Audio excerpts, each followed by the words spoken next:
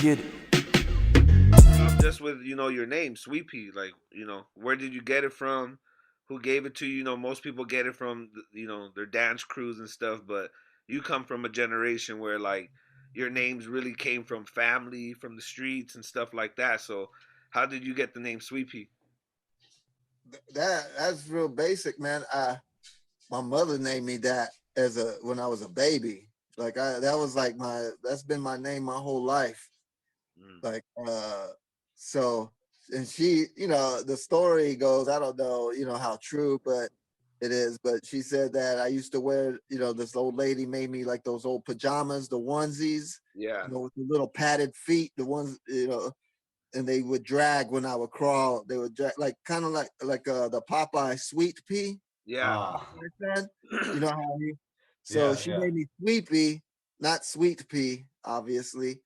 Like I'm sweeping the floors with the pajamas. That's what she said. I don't know, Yeah. but the I've had that name my whole life. My grandmother, may she rest in peace, and my grandparents and everybody calls me Sweepy, man. My the only people that don't call me Sweepy is bill collectors, but Hey, man, they don't know that name yet. They don't know that alias right there. Yeah. When So and then that's how I got that name. I had it my whole life.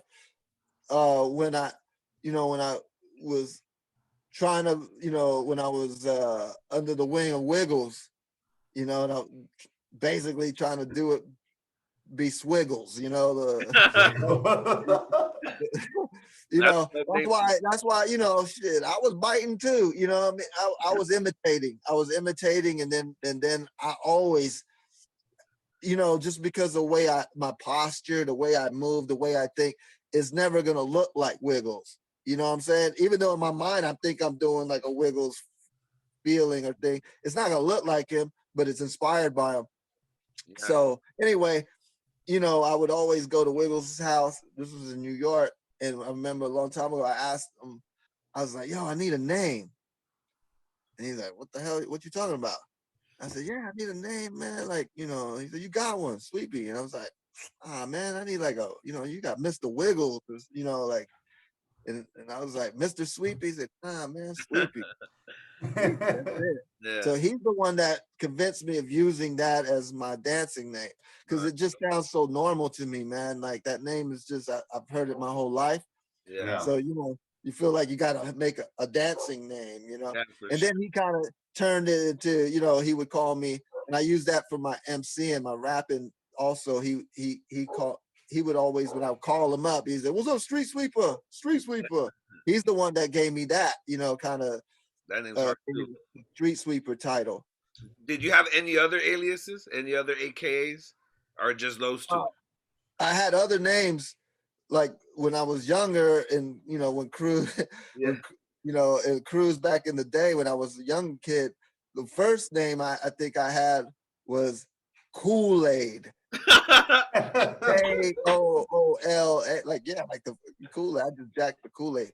But yeah, Kool-Aid was one of the dancing names I had, and I think that was it, man. I can't think of any other. That's dope. Sweeps, can you can you tell us like what the scene was like back then in New York? Yeah, man. Like when? Because look, I'm from New York. I was born in New York. Yeah. But my mom's took me out of New York when I was young, like 5, 6, and I moved down. She moved down south. She wanted a, so-called, better life. New York was rough back then. Oh, The yeah. raising The 70s. You were born in 70, right? 70, yeah, Yeah, that's crazy time in New York. yeah. So, like around the 80s, I was in down south.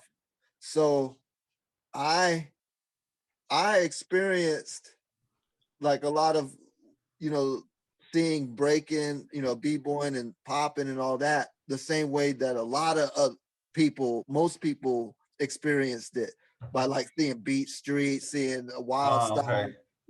and and seeing the, seeing it on TV, seeing it on the, on commercials, and so I got it like just like everybody else did. Most of the So people outside of New York. how old were you when you met Wiggles then?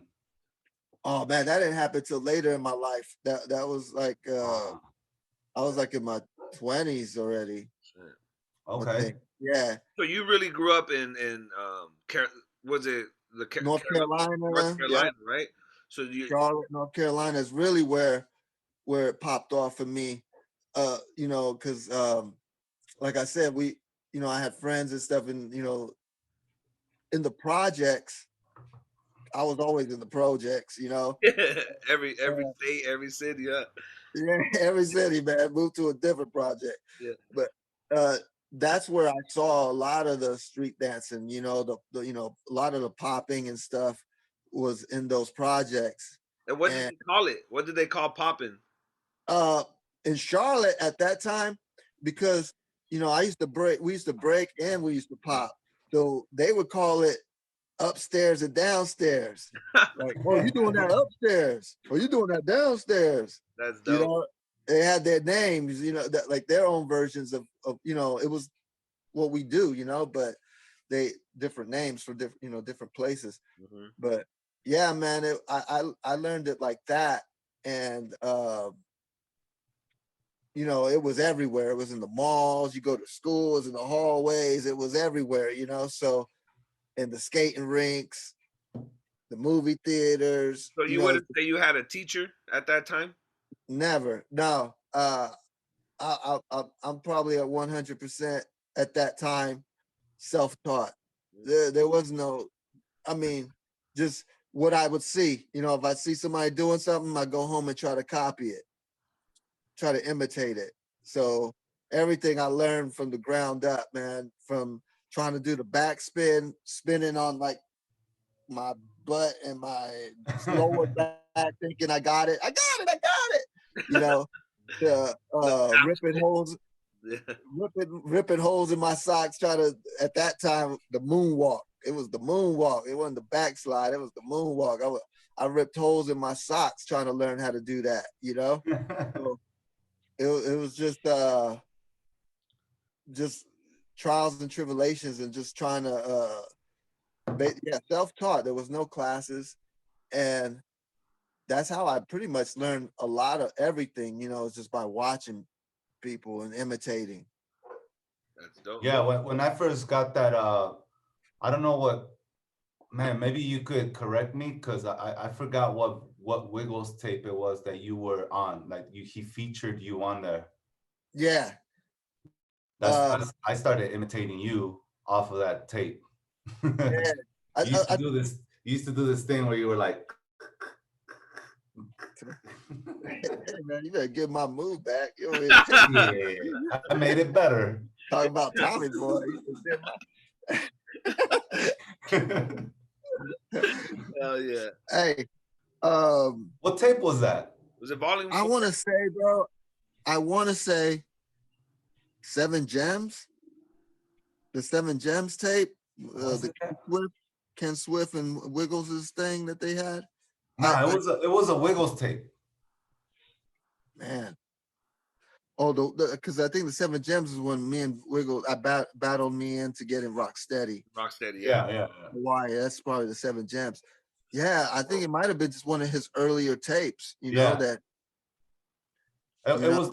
I want to say it was definitely a tape before he was doing Electric Boogaloo because he was doing all his moves and stuff. Yeah. That was because that was the one where we were sitting like on a bench or something, right? Yeah. Yeah. He had the whole little thing plotted out. Yeah. Always innovating. But Yeah. even back to your days, like as a teenager and stuff, because pretty much you grew up as like elementary through high school in the South, right? Yeah. So what was your first crew? The first one Yeah, was called the Breakmasters. Breakmasters. That's right. Simple and plain, man. And we incorporated a lot of like magic stuff, like the magic shops with the light bulbs, the light bulb in your mouth and shaking, vibrating, the light turns on, those kind of stuff. A lot of theatrics and Yeah. stuff. And then after that, like one of the main guys, it was a guy I looked up to. His name is Rick, and he first it was Breakmasters, and then we ended up being part of another crew, or starting another crew, and it was called Imperial Breakers. Oh. Yeah, and then from Imperial Breakers, I was always the youngster. All these dudes were older than me, man. Like I was the kid. I was the one that they would put in a trash can and put smoke bombs inside the trash. I'm in there choking and smoke's coming out of the thing, and I jump out of the trash can. I feel that. That's tight. I mean, I was a young guy, and then there was another crew in Charlotte called. They came out. They were called the Pop Takers. Oh shit! It was all these brothers from these projects out there, and it was a big crew, and they all upstairs. They were all popping. Yeah. And they had a young guy that was my age, and we were kind of like not enemies, but opponents. You had to feel match me? up. You had to match up. Yeah. But then we ended up like I would go to the skating rinks and I would see him, see them, we would chop it up here and there, whatever. Then he started a little crew of two other guys. It was three of them, and they were called the Junior Pop Takers.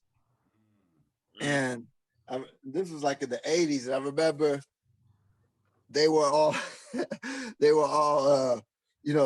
had gazelles on, they had Kangos, they had like all looking like Beat Street. Yeah. And I guess they had got a gig where they were part of a modeling agency or something, and they were getting some money. They were pulling out knots, and I remember seeing them at the skating rink, like, yo, I want to be down with that. Like, you got, they would pull out money. They had knot of money. It's probably like a bunch of dollar bills wrapped with a big bill, but yeah, they were just looking like the shit. And I was like, yo, I was wanting to be down. And I got cool with the other two dudes, the other guys. Marcus was the main kid, the one that was part of the other crew, and started that crew. And the other dudes, Dre and Don, they were like, we want you down. I was like, let's go tell Marcus. I remember Mark was chilling. He was talking to somebody, I don't know. And they's like, yo, Sweepy wants to be down with us. He wants to be down with it. Blah, blah, blah. Can he be down or whatever? That fool just looked at me and he farted. I swear, man, I remember that for the rest of my life. You know what I mean? And I was like, God damn, like, yo, what's up, bro? I was like, that's what you think of me, motherfucker? That's fucked up. Oh, shit. Man, I was like, God. That's some straight hood ass shit right there. But that's the shit I'll do to somebody now, you know Yeah, what I mean? Like, I done some real shit to Kid Boogie like that, Yo, but were you like one of the only Latinos? Oh, yeah, for sure. Yeah. Because you're Boricua, right? Huh? You're Boricua? You're Puerto Rican? Puerto Rican, Colombian, half and half. Okay. Colombian, I always thought you was Dominican. I'm the man again. Yeah, man, I was definitely the only Latino that I knew of out there. Mm-hmm. They just thought I was black. You know what I mean? I was black. Yeah. To them, you could get. They're like, you black. Yeah, you black. You got good hair. You must be Cherokee. You must have Cherokee. You got good hair. Yeah, man. So that's where it then. I forgot what happened. The fart just kind of threw me off. Somehow I ended up, being persistent enough to being down with them. You know what I mean? So we ended up being the Junior Pop Takers, and and we were entering contests. Back then it was contests. It wasn't battle. You know what I mean? It was like you do a showcase, you know, basically. Yeah. And we were killing them, man. We was, you know, creatively, you know, with the creative shit. You know, a lot of the popping back then was, like I said, like boogie style, you know. Hold on, wait, Amani. Oh shit. That's all Sorry about that, guys. You're crazy, Sweepy. Yeah, man. Back then it was like more of that miming boogie style, you know, It was all about character in those days. Like, all about it. you know, Yeah, that's why I have it still. yep. No, it's huge. Like, a lot of the people from your generation, even when we go back and watch the footage, you could see that like character and imagination, creativity was at its utmost, and that's why that's what really biting was like a sin back in those days, right? Because he was like really just trying to be so creative and like Yeah, and you spend all, you know, you spend so much time trying to create something, and then somebody just take it from you blatantly, try no, to use it on you. yeah, try to use it on you, yo. No, That's that's some a fact. bullshit.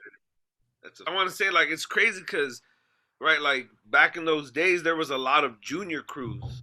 So a lot of these Yeah. junior crews, even out here on the West Coast, and just for you to speak on that, like, because for me, I feel like that was the way for you to earn your stripes to get to that position to join the legendary crew from your hood. But now people you kind of want to skip that step. How do you feel about it? Do you think that people should bring back having junior crews? I mean, I the junior crew thing was more because, you know, we were all young and we could relate to each other. Mm-hmm. You know what I'm saying? And naturally we were became friends. You know what I'm saying? Like versus, I mean, I was friends with the older dudes, but it's a different relationship. You know what I'm saying? You feel more comfortable when you're around somebody your age. You can kind of relate to the same things that you relate to and stuff. Yep. So that's what it made those junior crews made it where, you know, like a family, you know, it's like these are your not just a crew, but it's like your friends, your homies, you know what I mean? The group of brotherhood, you know what I'm saying? Yeah. That we all have something that we relate to. And I mean, you can't stay junior forever though. That's the only thing, you know what I'm saying? Like you 40 years old and you call yourself junior, so You got to start with the junior. Hey, I'm almost 40 and I'm still calling myself kid. you're gonna have to tell you a man boogie. Yep. Okay, He's King grown Boogie man now. boogie. He's King Boogie.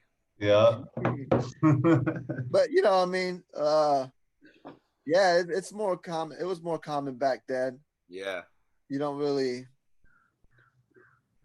And popping and breaking is not like that doesn't really happen. And crumping and these different styles, they always have things like that where like, they have junior crews or, like let's say there's tie dyes and there's junior tie dyes and little tie dyes and stuff like that. But I wonder, I don't know, I don't have the answer for it, but I wonder why in popping and breaking that's not so much the case, But no, I think that's just interesting, because a lot of you legends in our dance were a part of junior crews, like, and I think that's just dope to mention, for people to know the kind of history of how it developed, because like that we could even go into like battles and contests, like those were two different things back in your day, Yeah. like everyone now thinks you guys were for the most part doing battles the way we do battles, but what was a battle for you back when you were a teenager? I mean, a battle was like, you know, wasn't in a contest setting. Mm-hmm. Those were like, you know, 9 times out of 10, you did not like each other. Mm-hmm. It wasn't like this whole shaking the hands and clapping for the other guy and like, yo, that was great. You know, Mm-hmm. it wasn't none of that. Like, I can't even really battle like that, to be honest. I have to kind of have some kind of animosity, some anger, you know, something to make me get, you know, rip into somebody. You know what I'm saying? He being nice to me and shaking my hand and stuff like that, like it ain't gonna be the same. You know what I mean? Like, so I don't really consider that battling. Battling is like it, to me. That my definition is that it's like the alternative of throwing hands. Yep. You feel me? Like Yeah. it's like uh, you know, we might as well just be throwing hands, or we might end up throwing hands even after we do this, Yeah. or Mhm. before we do this. You know what I'm saying? Or during. That's what battling was to me. That's a battle, you know. Um, and then the contests were the contests. You showcasing your skills, you know, showing your creativity, you know, and it wasn't a confrontational thing, It was you more know. rehearsed, right? Like the contests were more Yeah, yeah. I rehearsed. mean, your freestyles were your freestyles, but the you know the choreography, the routines, and all that stuff, and everything that you that was rehearsed. Yeah, It was more of a show, right? yeah. It was a show. Yeah. It was definitely like a show. Can you remember the first time, like, in let's say the popping and breaking scene? Well, I know with breaking it started a lot earlier than popping, so we'll just stick with popping. The first time within popping, you started seeing people battle, like in contests, like versus each other. Because like let's say even for you, when you did B Boy Summit, you guys were still doing it in a contest format where you guys were like, let's say the finals was like you guys were all lined up, Yeah, showing judges what you got. Do you remember really what jam and where you started seeing pop when you started seeing poppers go like heads up like that? head to head. Mm-hmm.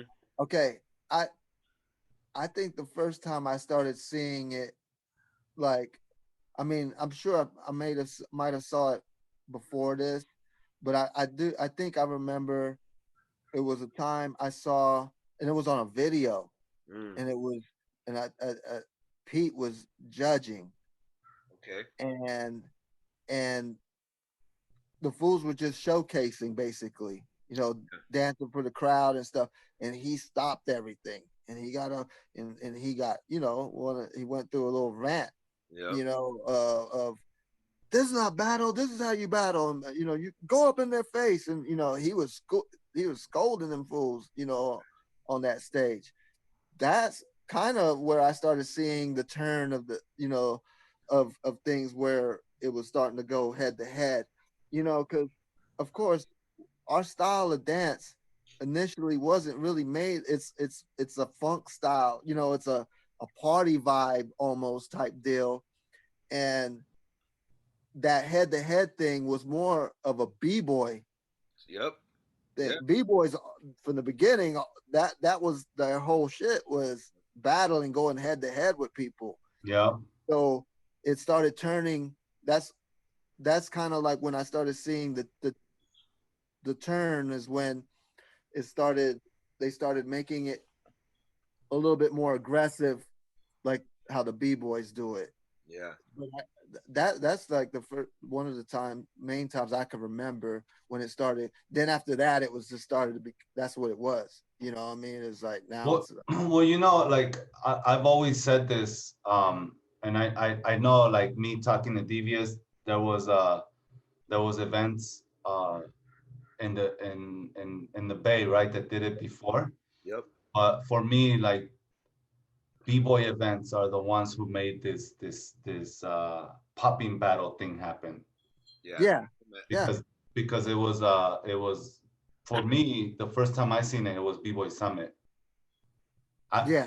and it was the b-boy summit after you, Waleed, and Politics. politics did the You know showcase. what? You're right. I think it was. Yeah, you're right. Because And then now the next year, remember Adki and Sally Sly and all the guys head to came, head, and it was head to head. and I battled some people. You know what I mean? Yeah, Like I ended up, you know, in those some of those battles against people. So yeah, yeah, you know what? It was before that time when I said about Pete saying that, yeah. but I think what he was more addressing was that It just they were wasn't more aggressive. showcasing versus being aggressive when Yeah, they should have been aggressive, because it was set up to still be like that battle, you know, going at each yeah. other. But you know how fools, you know, start performing for the crowd and stuff like that, which I'm down for that too, you know. But um, they he put the emphasis on that you guys are supposed to be battling, going head to head, you know. So you're right, man. It was before that because you know it was just those guys wasn't really taking it to each other on that incident, and you know But see, I felt like every time I here, ended up in a battle, I was going for the opponent in front of me. I've all because I put but see, myself. here's my thing, and correct me if I'm wrong, right? Correct. I understand what Pete is talking about, but like you said, if you're gonna battle somebody, you have to have some sort of animosity towards the person to act aggressive, right? Yeah, that's how I feel. If I'm on stage and let's say I'm battling you, I don't have any aggressive bone towards you. You know what I mean? Right. So, Unless I come over there and I do something to you and but no, set but it see, off. like even with that, like I'm just gonna be like, oh, that's just Sweepy talking shit. You know what I mean? Like Yeah, yeah. I'm not. I'm just like we're poppers. Like we're about the dance. We're about the music. You know what I mean? Like you said, for me, like the whole aggressive thing was a b-boy thing. Yeah. Yeah, We're not b-boys. We're poppers. You know. So exactly. like I kind of feel like in a sense when Pete did that, he was wrong because that's not what we do. You know, and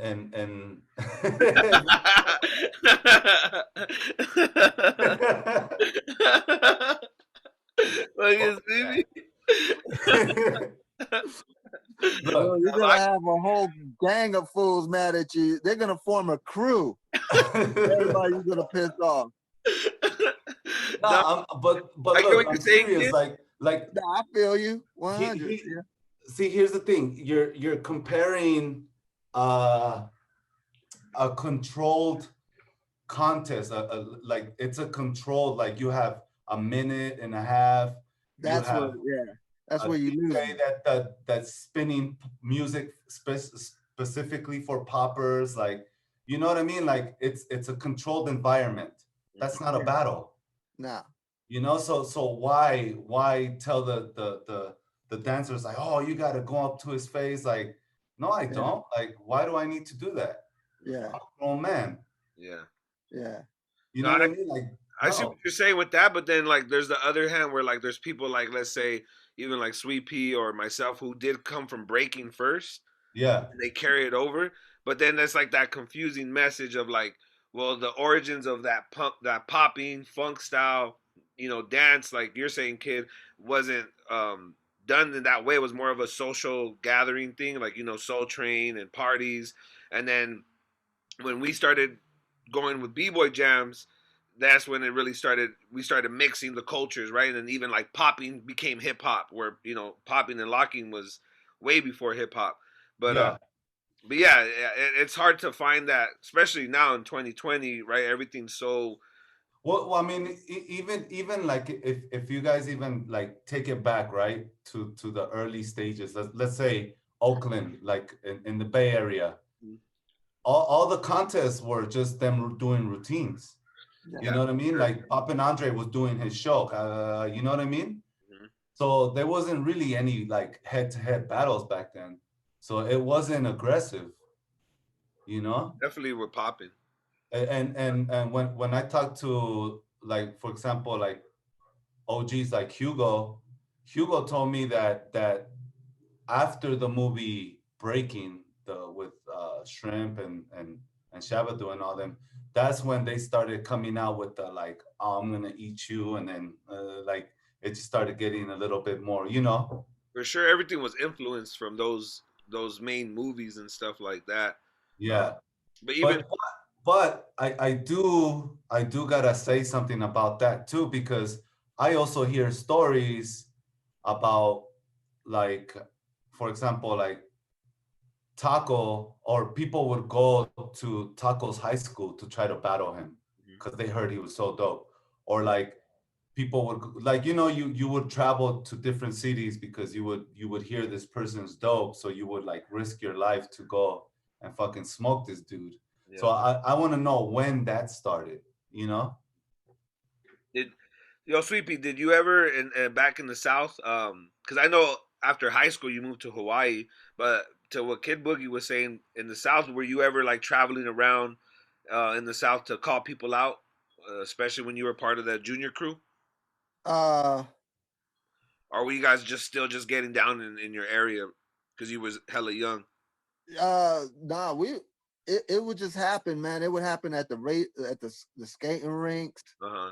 you know, the school dances, like that aspect of battle was very real. And it wasn't a contest setting at all. It Yeah, was at a social event, you you know. might get shot. Yeah, and it was like, you're trying to humiliate the other person, and they're trying to humiliate you. There's a lot on the line. You got girls watching, you got fools Yeah. watching, you got everybody watching, and it's basically like getting into a fist fight with somebody, right? You don't want to get your ass kicked, so you got to try to put the fire on them, you know. Same And energy. it, that's those contests would pop up every now and then, and interview. Um, those contests will pop up, and but they were, they didn't happen all the time. You feel me? So those little pop up battles, that would happen within, they happen for whatever reason. Somebody talking trash, or a lot of battles I ended up getting into. Even when I first moved to LA, Yep. where the excitement, the hype, the the energy and everything when you jump out in the circle, and you ever jumped out in the circle and some other fool jumps out at the same time, has the same energy, like like they're not. I'm not going out because he's going out. We just so happen to go out at the same time. Yep. You ever had that happen? And all of a sudden, Sure. you're both going out, and then all of a sudden, like, hey, motherfucker, and then it You turns basically into the fighting battle. for the circle. Yeah, you basically you stepped on the full shoe. Basically, you stepped on my shoe. Like, who the fuck are you? You know what I mean? That's how most of those battles, my battles popped up on that type of deal. Yeah. Or or their friends cheering them on, like, you ain't shit. You get, hyping them up. You know what I mean? Hyping the other dude up. Yeah. And those were more realistic scenarios. Yeah. The contests and stuff were, when promoters were starting to, okay, we can put this on, and showcase this. But yeah, the real battles were the ones in the, ended up at the state rink or whatever. The ones you weren't expecting. Yes, and the shit talking was commenced, and it was, it wasn't the shaking the hands, the clapping. You never clap for nobody. I would never. And my you whole wouldn't clap for me? Huh? You wouldn't clap for me? If I was battling you? If you ran into a young Kid Boogie back in North Carolina, would you have given props? Oh man. You would have looked at him and farted, bro. That's fucked up. You would have looked at him and farted. Did you have farted on me?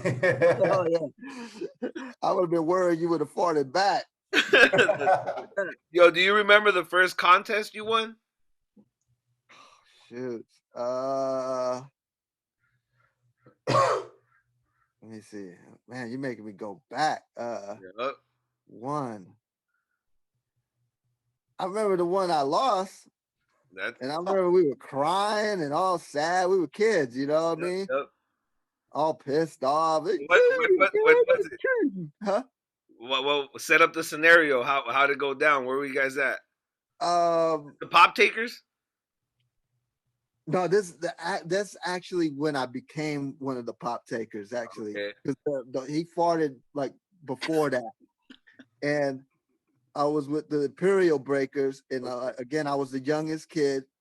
And we would practice. We had a whole little show, whole thing, and it was a chicken place, Golden Fried Chicken. Oh shit! And they threw a big contest in their parking lot, and man, every crew, everybody was packed, and we almost won, and we ended up losing, and the junior pop takers were in it, the three of them, and they ended up losing, and a crew won that was biting our shit.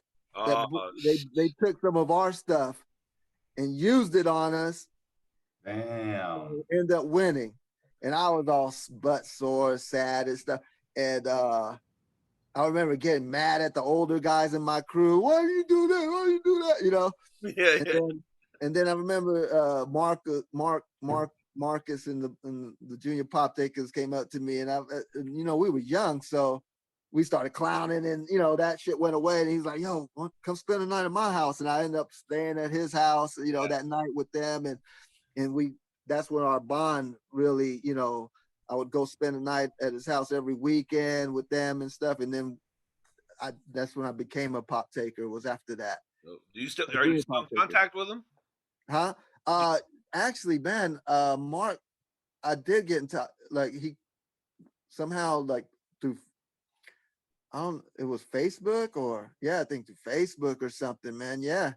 I haven't talked to him in a while, but yeah, he ended up becoming pretty successful, man. He went through some changes in life and some things happened, but uh, he ended up being like an author, wrote some books, did like a movie, That's uh, directed a movie, like those ghetto hood movies. yeah, Yeah. and we call those independent films now, Yeah, Sweep. I call it ghetto low budget movie. That's what I call it. Those Nah, ones that, yep, yeah. but yeah, Dope, it was successful. It was on Amazon and all that stuff. But that's dope, man.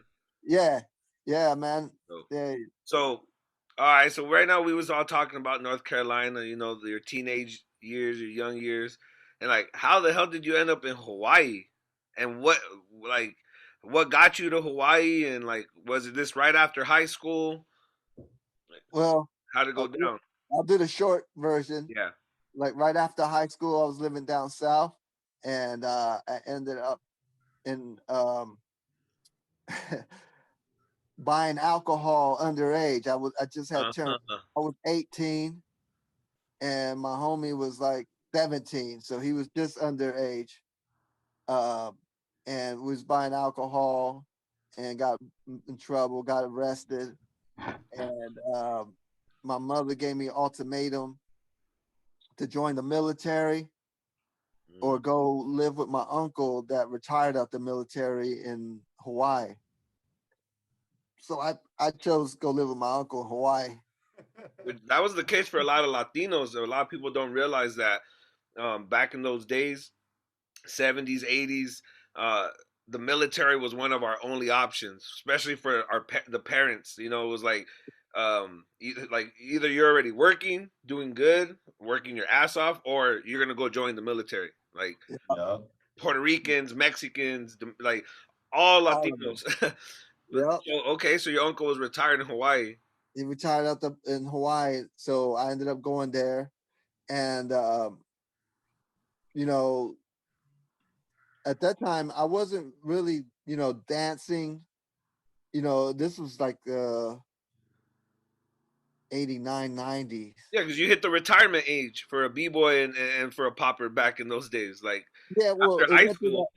it went through the phase that it was played out. Yeah. Remember, like it was like nobody does that no more. And I Hmm. was like Yeah. one of the last fools still doing it, and fools clowning on me, like you still do that old shit. Yep. I was one of those guys. I held on for a long time, and then finally, I got into MC and rapping and stuff. Yep. And that whole Junior Pop Takers crew turned into MCs. They turned into a rap group. Yep. They were rapping. I was the last to catch the vibe, like you know. But yeah, what was we? But, I got a but yeah, little. you To was already kind Hawaii. of done popping. You was already done dancing in a way in a Yeah, I sense. was out there dancing. I saw in Hawaii. I was just working, had jobs and regular jobs, and then I was only my homeboys, my friends out there that I rapped with and stuff, they knew because we party drinking or whatnot, hanging out, and I always bust out some stuff. They're like, "Don't do that shit," And so my homies knew that I used to do it. So that's when only time I would bust it out was like, for my friends. I didn't take it serious yet at that point. But that's when Wiggles and them came to Hawaii, and I saw them, and then I was like, oh snap! Like, and I started getting motivated. I started like, trying to practice and get better and stuff like that. That's what I turned, I guess, serious into doing it again. No, and I think the story of how you even ran into Wiggles and Rocksteady is hella dope and crazy. Like you just driving with your girlfriend, your wife now, but your girlfriend, and listening to the radio, and like being like, "Yo, what? There's people still doing this." Yeah, that's how they just popped up in town. They ended up on the radio, and it was Flowmaster, Ken Swift, Honey Rockwell. No. See, I'm mixing. That's the second time. Yeah, It was when they original came was Rocksteady. Yeah, it was Legs, Zulu Gremlin, Wiggles, the Scratch Pickles, Hubert them. Yeah, it was them that came down. Damn. that's how. And that Did you battle anyone that time? no. Wiggles kept they were performing. Wiggles kept looking at me in the because I was in the crowd. Like I was the only dude I had a The only Bronx, Puerto Rican in Hawaii. only Puerto Rican, From but the Bronx. brown skin. I was blended in with them, so he probably But the only thing that made me stand out was I had a Bronx jersey. It had the Bronx on it. I had these wooden beads with a big wooden fist, like the size of a real fist. That the hat, and he was like, "You from the Bronx?" I was like, "Yeah." And what are you doing here? And I was blah blah blah. And then they brought their show to the floor to Yeah. a cipher, Yep. and then he was like, "Come out now." I remember coming out doing one of my old moves. I don't know, I forgot what I did. I probably definitely taking the glasses off. I've been doing that since a fetus, but I'm those gonna old take that move. Watch. and your big old arms, you break them glasses, bro. They can get your arm like that. But yeah, man, that's where I first Wiggles and stuff like that, the connection. And then the second time when they came back, because when they left Hawaii, they created a Rocksteady crew chapter in Hawaii. Mm-hmm. And ABC Breakers, right? yeah, it's from the ABC Breakers, and East, the graffiti writer, the writer was running the chapter. Legs had left him to run the chapter, and that's when I met East, and from there, East, was throwing me battle this guy, battle this dude, do this show, do that, all free stuff, Paying those paying dues. dues. Paying those dues. Paying the dues. People don't realize, man, that's a real deal. Yep. And and then Who was getting paid for that though? Somebody had to get paid. I don't ask. Someone was getting paid while I he don't was ask paying this. dues. That's how it works. Yeah. Somebody was paying bills. Yeah. Somebody was paying While I was bill. paying dues. Hey man, but look where those dudes got me. Absolutely nowhere. Yep. Right here. Joking. But yeah, man, that was the due paying, and after I did that about a year, he brought Wiggles and Ken Swift, Honey Rockwell, Flowmaster down, and I had to battle to get in Rocksteady. Like he put me with Rocksteady, but I was like on probation. Mm-hmm. I think I think that's for me, like how like me and you went rounds for me to rep Zulu Kings. Yeah. Like I think crews should start bringing that back because I think that's dope. Come on, that's the real way, man. You get What jumped you in, care about homie. it, Yeah. You know That's what I why mean? so many people crew hop nowadays, Yeah. You'll see them leave a crew and not represent. It's like one thing to join a family, and then there might be another extension of your family that ain't the same crew, so you might represent both. But now it's like you see cats, they jump to another crew and they forget about all the other cats that they was repping with, and it's really because there's no paying dues to get in, right? That's when we kind of talked about with being in a junior crew and going around doing stuff, and then in the end of the day, there's no real like bond between it, right? Because you guys you didn't really go through the grind together and stuff like that. But I think that's 100% necessary. And then like with me and Sweepy, I remember I wanted to join Rocksteady crew, and the way Sweepy and the Fried Poppers, the way Sweepy and Frank and all them would train me. Like, for what I remember, every time I would dance, Sweepy would be talking shit in the background. Like Frank, I would watch Sweepy and Frank Boogie dance together, and Frank Boogie would be like, "That's what you're gonna bring? That shit is whack. That shit is whack." And bro, like, they would just talk shit to each other while they're ciphering. Yeah. Still to this day. Yeah, still. Bro, I just got a message from Frank. He sent me his video. He's like, taking that Canadian funk. Yeah. Right there, man.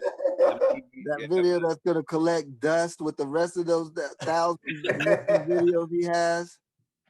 Yeah, so like that type of bond is not like, I don't know, for some reason, like nobody does that anymore, And then when I try to do it to some of my students, they're like, "Yo, bro, like, was I really whack?" I'm like, "Yo, man, get the fuck out of here." It's like sensitive ass. It's like explaining the magic trick. I feel like it's like explaining the magic trick when people are like, "Oh, yo, like you really." It's like, "Oh, no, I don't hate you, but yeah, like, no, for sure." But you we need to bring that shit back, man, for real.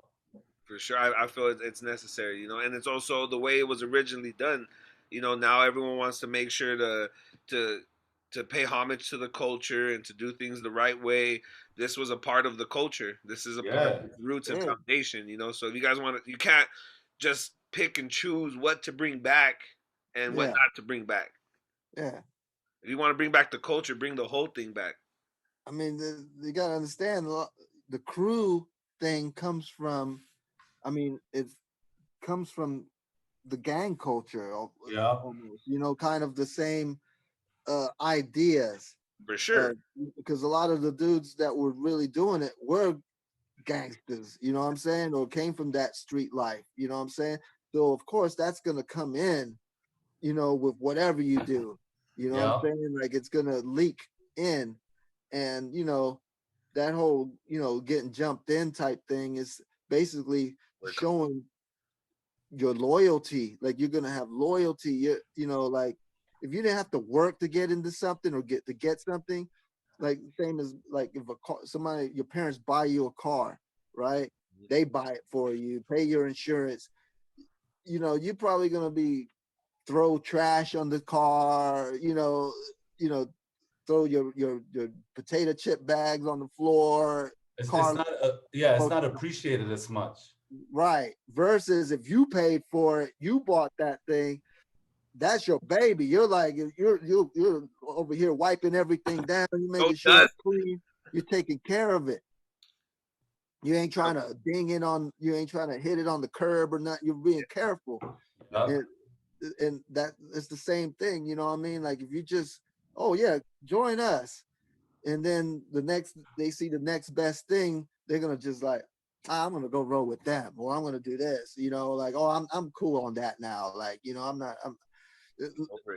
unless you put in work to get in there, you're gonna be like, nah, I'm staying here. Like this, I earned this. I'm not. This is where I'm at.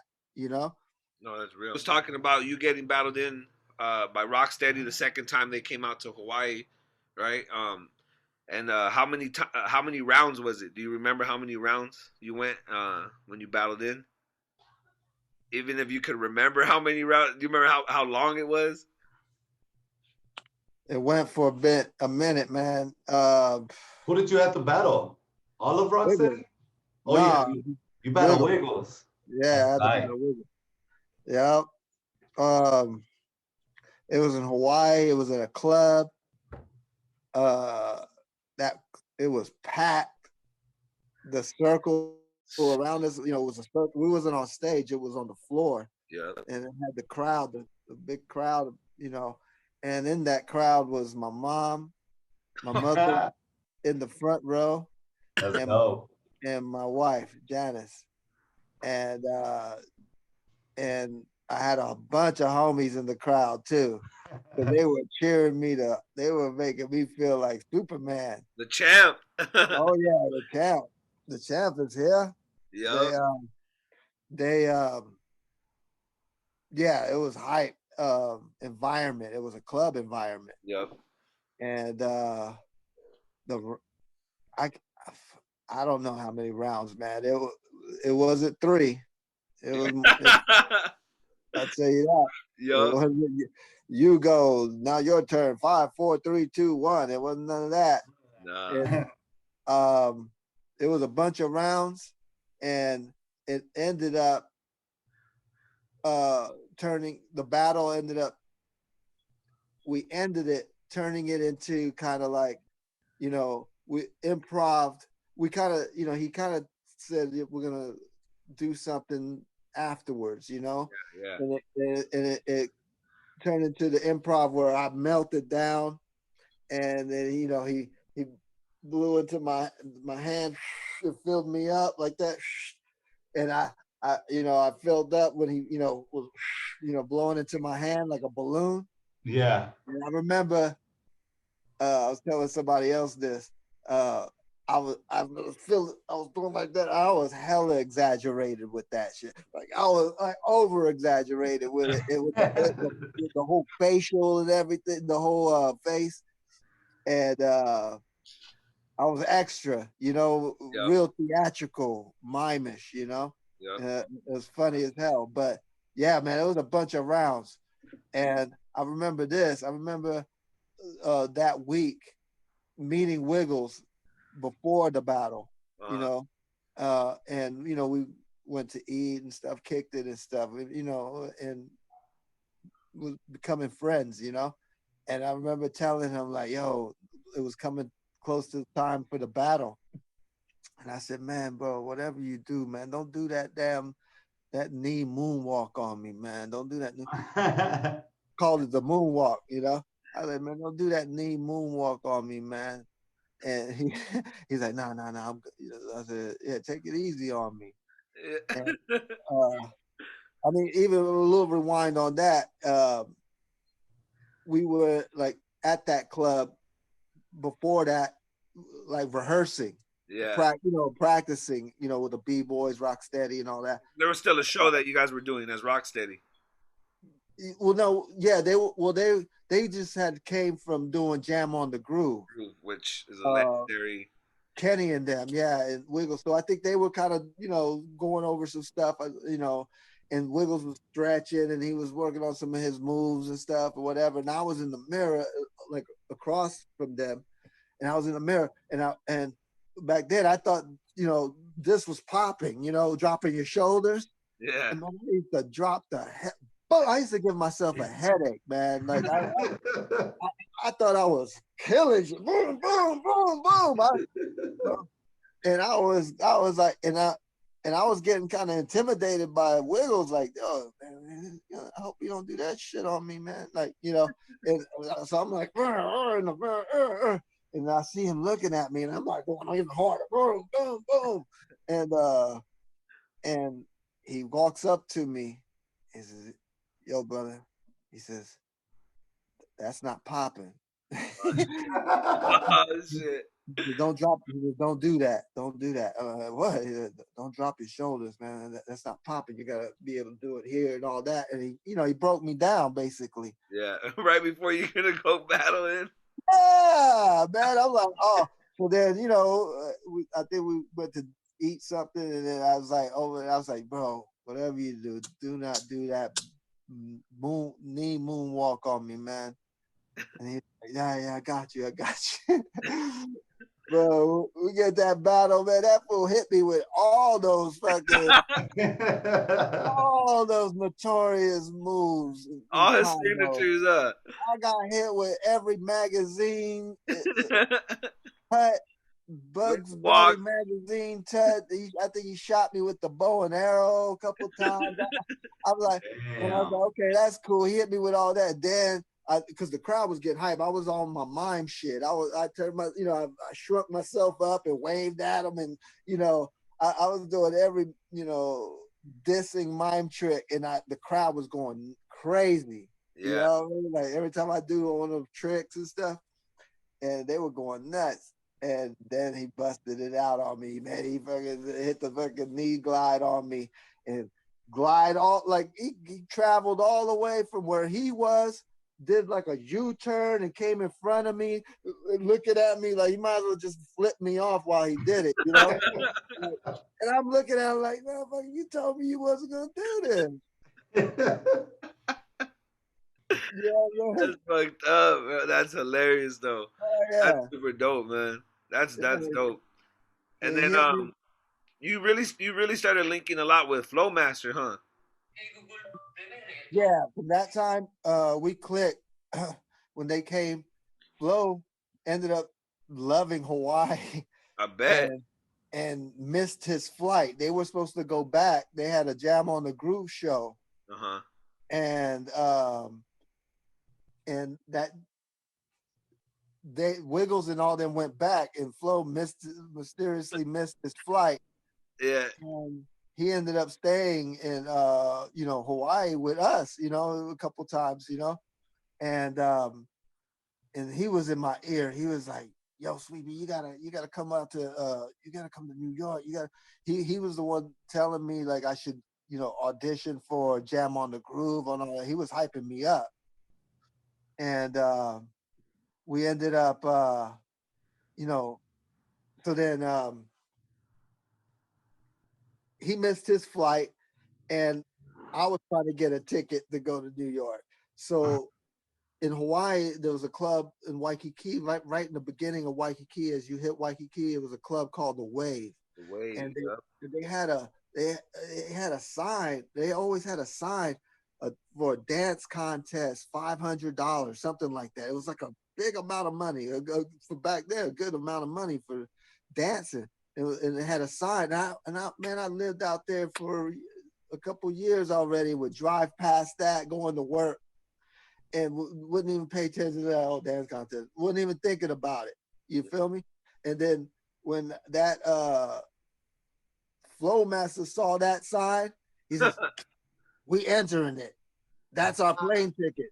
That's that East Coast mentality right there. That's that. Yeah, we hustling it. We getting it. Yo, that's our plane tickets right there.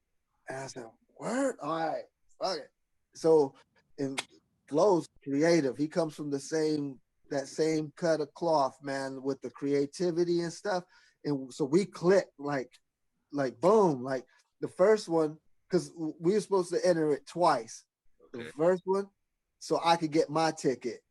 The second for his ticket. Hell yeah. Right? So the first one, we went in, okay. We was at my house in Hawaii, and then we practiced. He would stand on the couch, and we did the puppet, and I was the puppet. And boom, boom, we had a whole little thing. I basically freestyled, and he would the strings were pulling him and stuff. And then it turned into this thing. I tried to get away, pull, and he pulled me back. It was like some stuff he some stuff he was snatching, from Jam on the Groove Slave. Yeah. We kind of did it with our style, So I pulled him back, he pulled me. Then I look at I turn and look, and I yank that hard, and he does the flip off the stage, off the the stage, and lands in a split, a half, that Action Jackson. Yeah. That James Brown split. Yeah, boom, flip right off the stage, right into that split, bam, and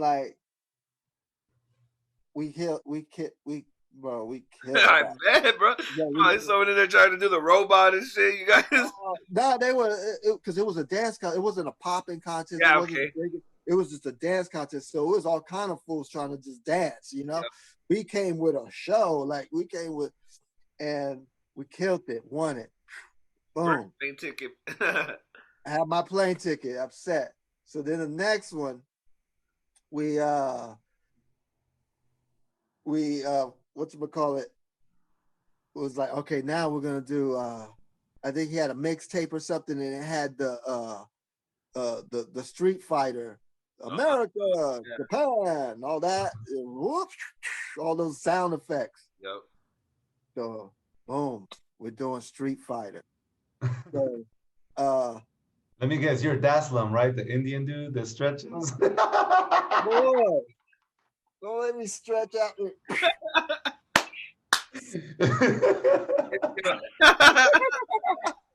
That's the dazzler. Oops.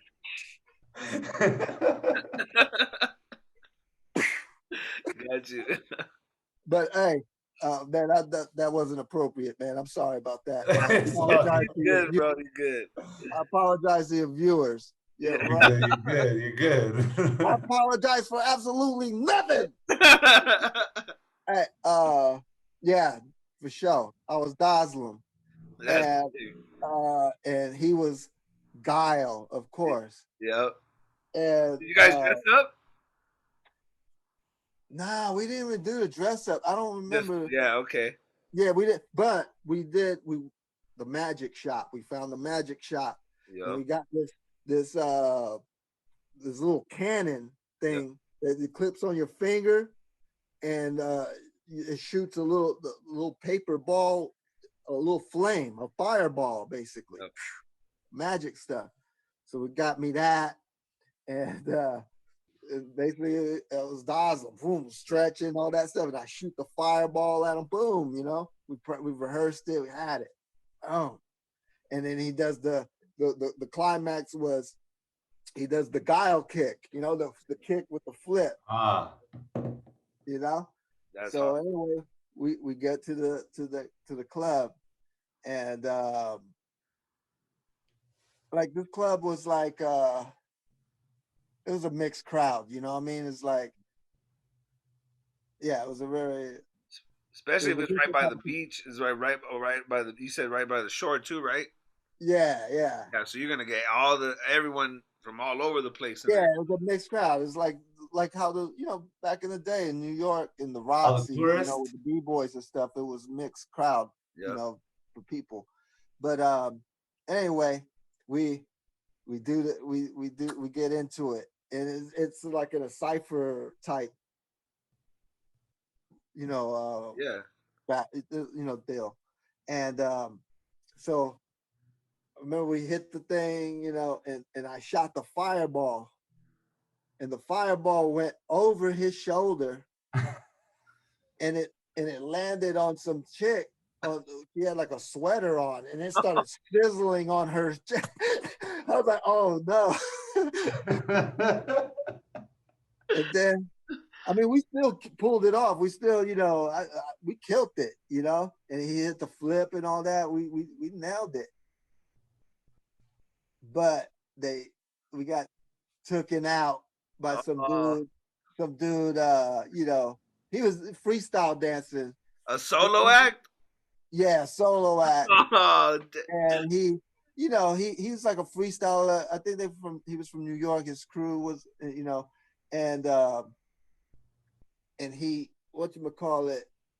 he turned around and he did his thing, whatever, and then he ended it by taking his, I guess he had like a wife beater on or something like that, and he turned it and spun around and turned around and was tied in a knot, and then he started acting, the feminine. Yeah.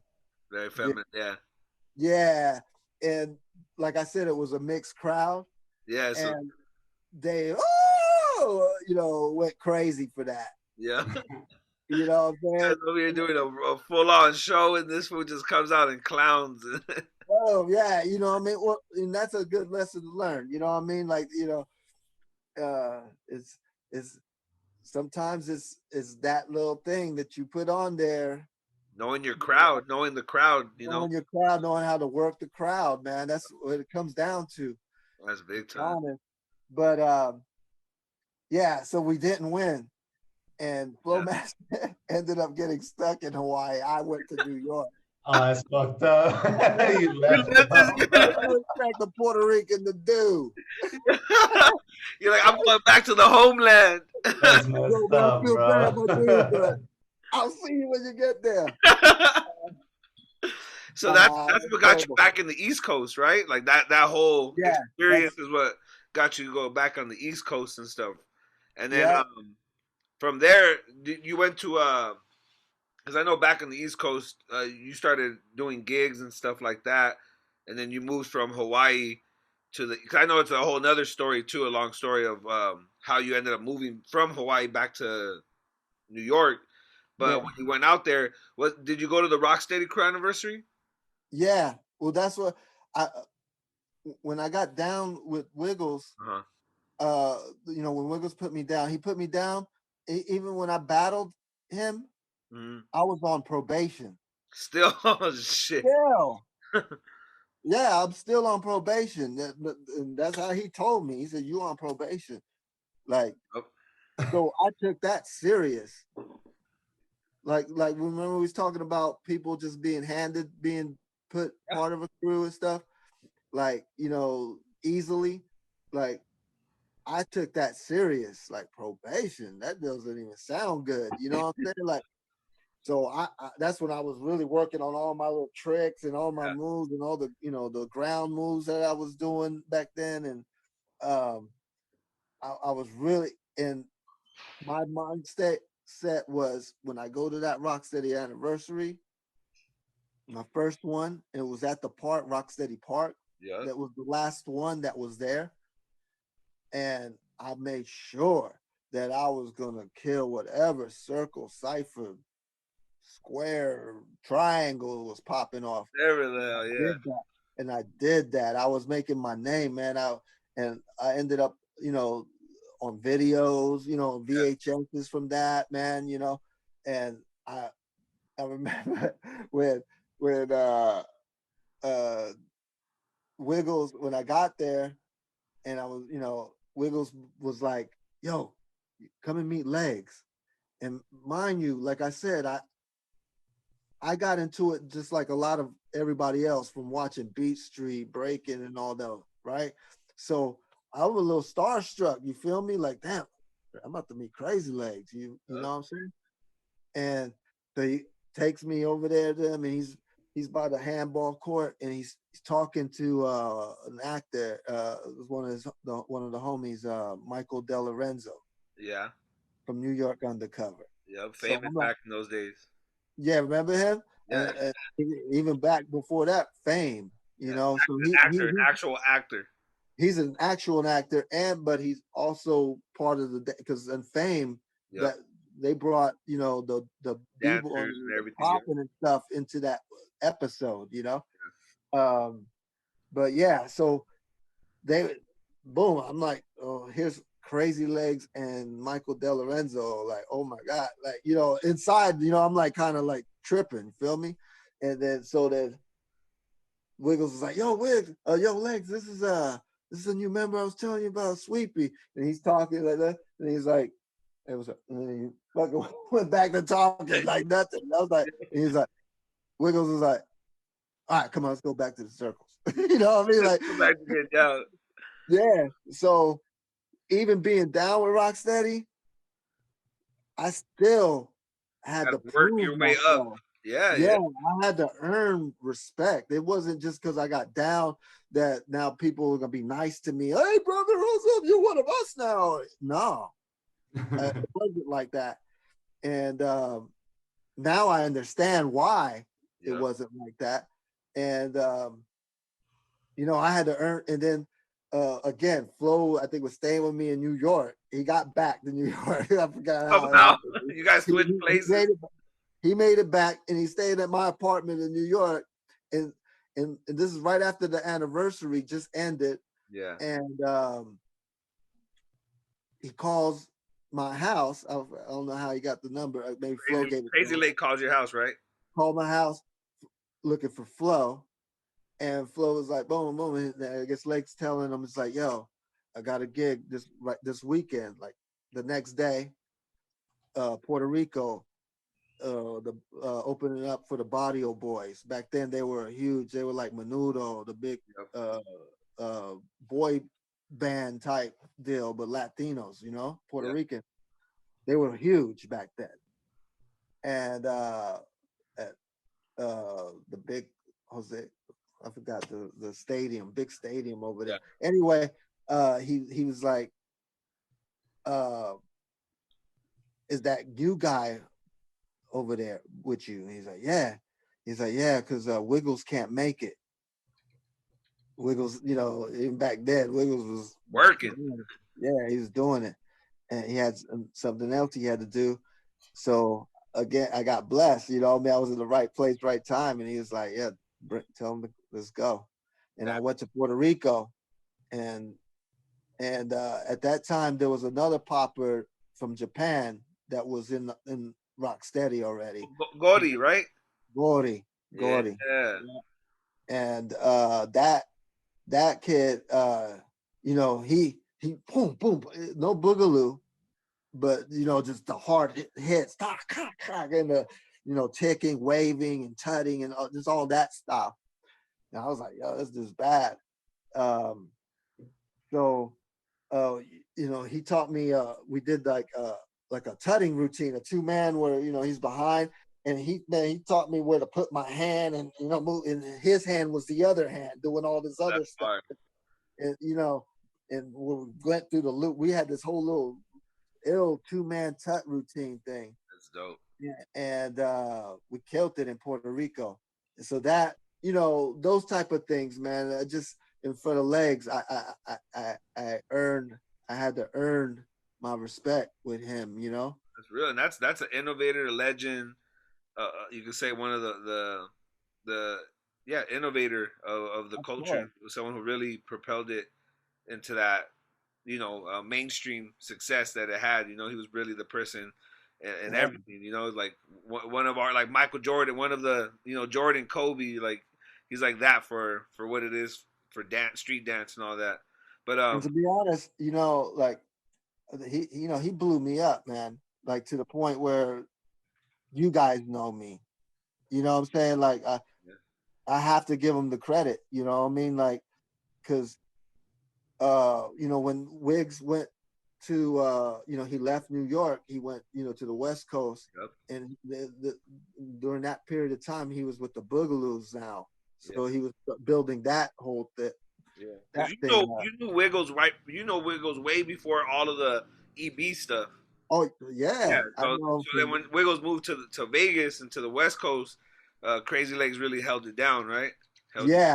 So and I kind of became that guy, the Wiggles. Yeah, I was getting those spots, and like he put me on the what is that, the Wyclef Staying Alive music video, yeah, and that's at dope. that part I was only supposed to be in a small part of that. I was only supposed to be doing the up rocking Yeah, part. yeah, battle. Yep. Yeah, that's all I was gonna be in. And in the rehearsal, um, I remember because I used to go to jams that Legs used to throw in the Bronx, a spot called the Point, Hmm. and they would be battling, b-boys be battling, and there was one b-boy that was doing like some crazy, like he would do some stuff, and he did something like a wormy type movement with his breaking, Yeah, and then I saw that, and I was like, yo, I need some shit like that with my popping, yeah. like and that's when I thought about the trying to do the backslide on the ground, the Yep. What you guys did in a battle, I remember one time in a routine. Kid, all you guys, was it KOD, I think? Yeah, yeah, it yeah, was Sweepy, JJ, JJ, Priestley, and yeah, Jordan. yeah, Okay, and yeah, we just had brought it back. I ain't did it in a long time, yeah. even then. That's dope. Uh, but yeah, I so I envisioned how I was. that move was gonna happen. Like I envisioned it, but I never did it. Tried it, and we was in a rehearsal, and in that rehearsal was like the Mop Tops, Elite Force, basically. Yeah. Yeah. Uh, you know, all Link, all of them, Buddha Stretch, all of them, and they were all talking. I remember they were kind of clicked up. Nobody really knew me yet. You know, I didn't know I was still new to New York, a little back to New York, and they were clicked off, and they were talking.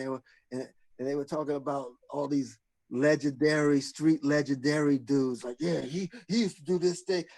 They would get, they would get a little kind of crazy, like, almost like yeah, he levitated. He Yeah. actually left the, you know, He those disappeared. old, He disappeared one time on beat. yeah, you know those campfire stories, like,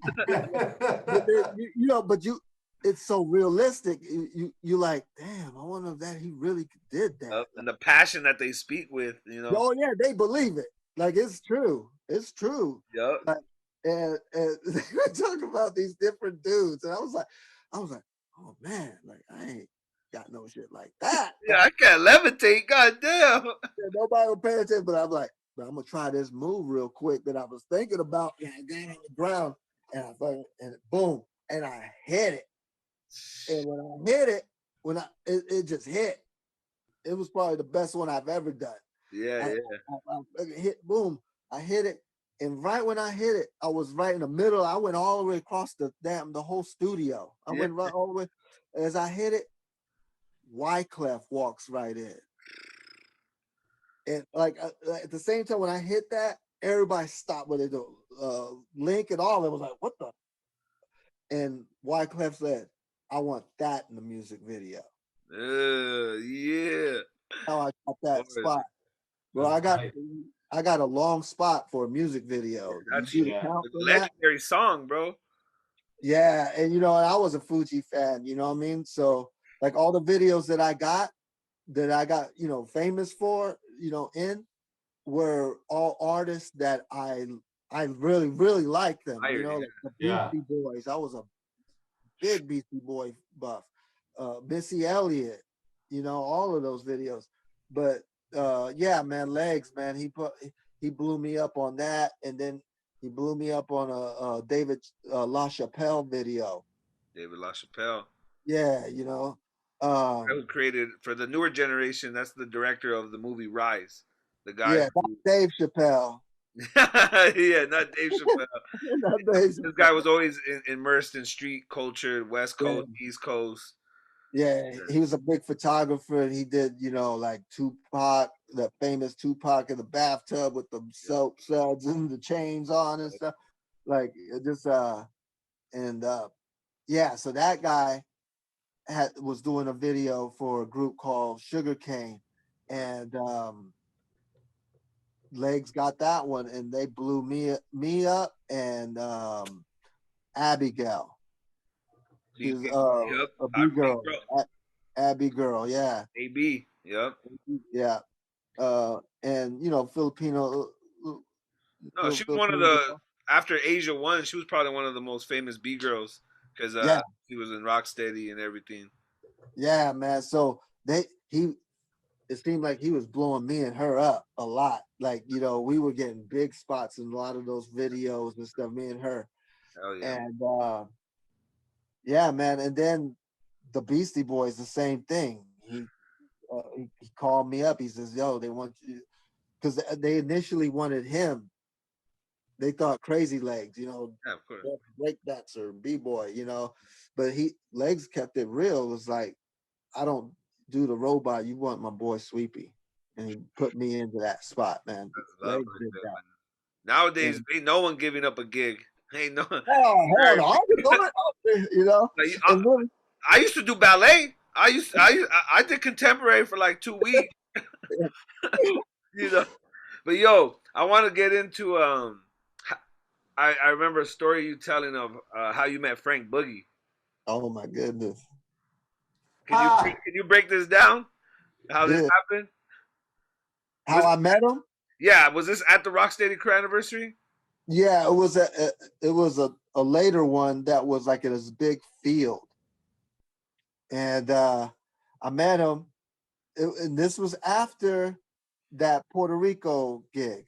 So Okay, this is you like came the back. beginnings of me being down with Rocksteady. Now I'm like, I'm this is my second anniversary. Now I'm like, I'm in every circle. I'm in, You're home. You're home.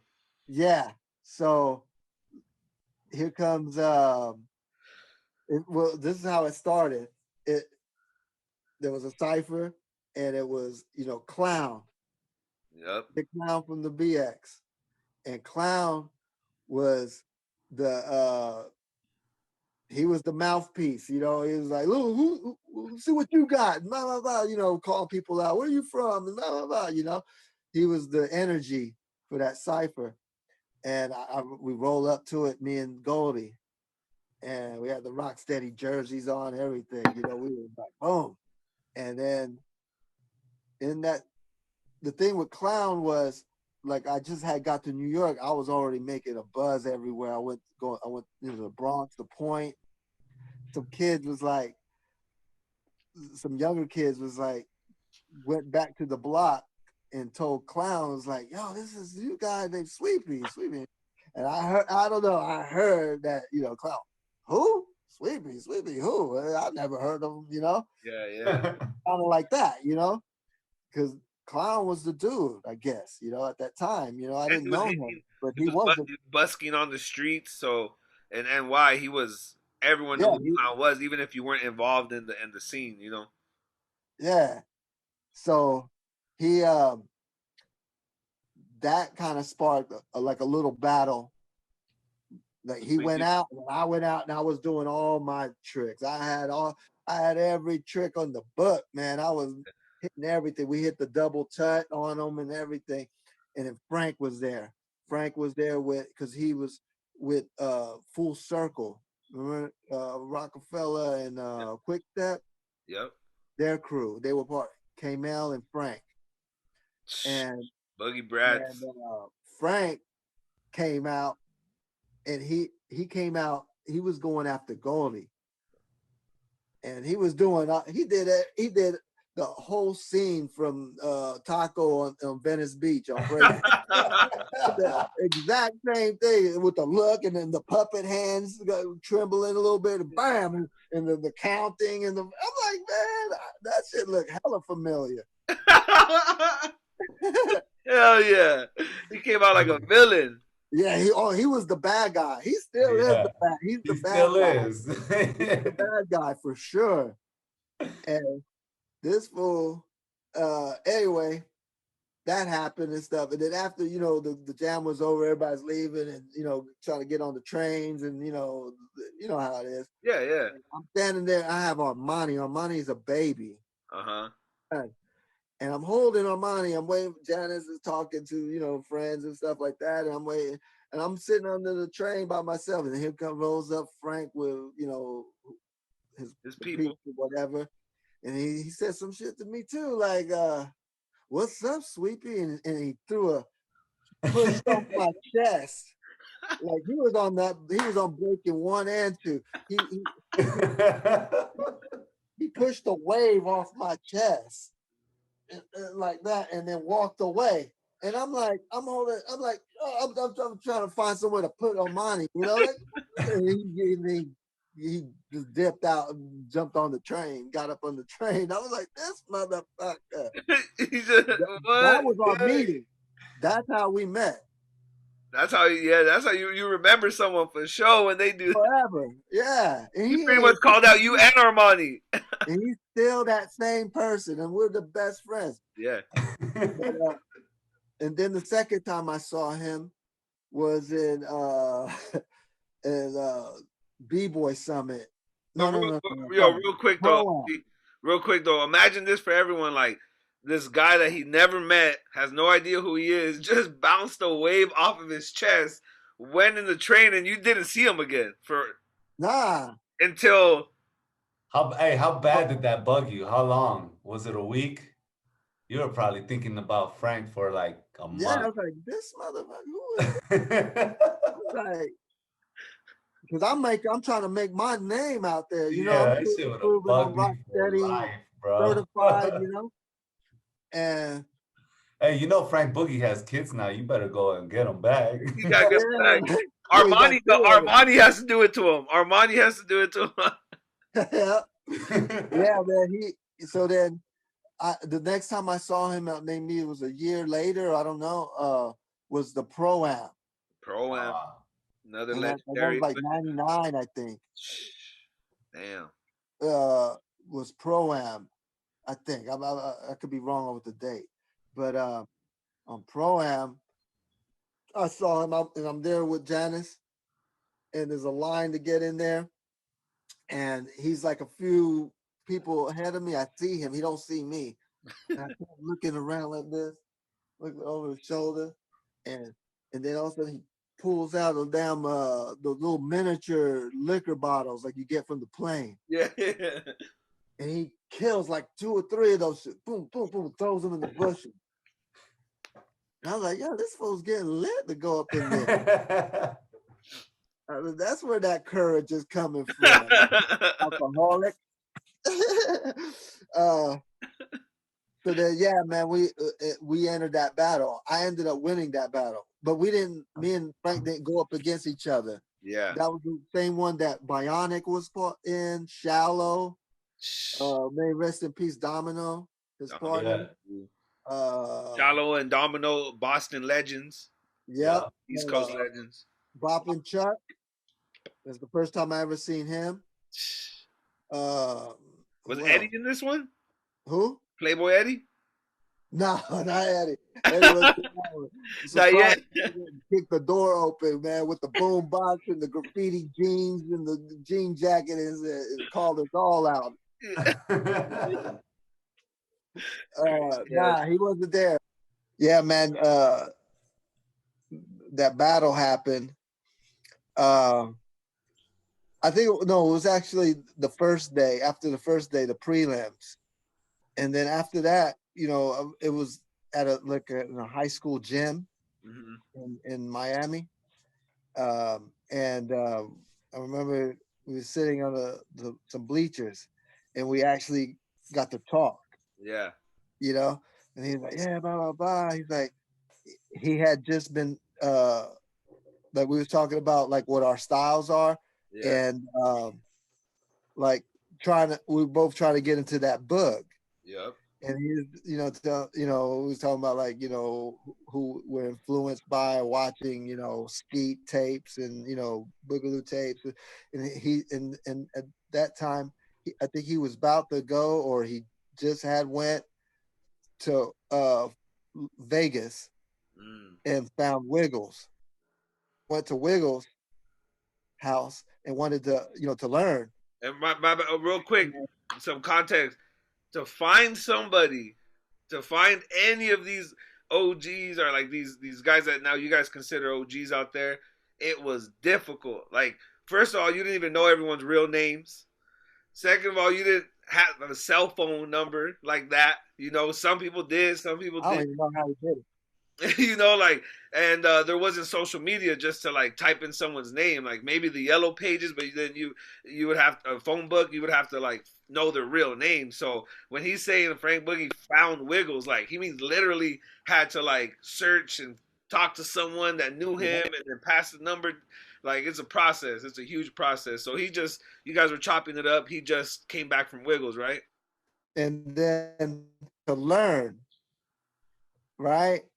And he ended up becoming the babysitter to watch all of Wiggles' kids, so him and his wife could go out on date night. Yeah, it's part of the lesson. But then he did teach him. Yeah. To do while he was watching the kid while he was at his house, and you know what he taught him? What? The Fresno. Only the Fresno. He said to do it a million times. Yeah. A million times. That's if you look deep in the Frank Boogie style, you can see that's his foundation. Yep. Yeah. So yeah, he got that for Wiggles. And did you bring up him calling you out? Where you're like, yo, what's up with?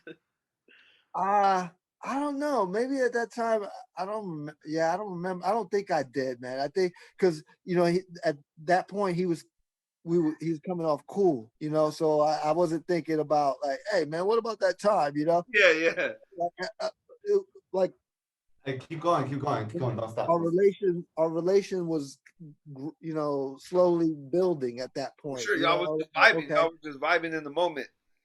yeah, So I was like, okay, we got something in common, the Wiggles and blah blah blah, and man, yeah, I'm trying to remember the next time that I saw, that we connected again.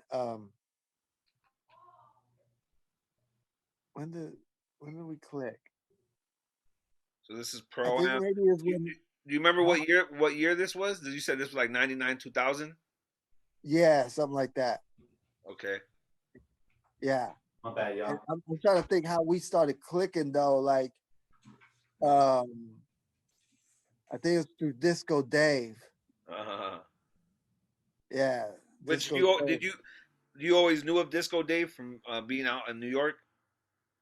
Yeah, well, yeah, I met Dave in New York.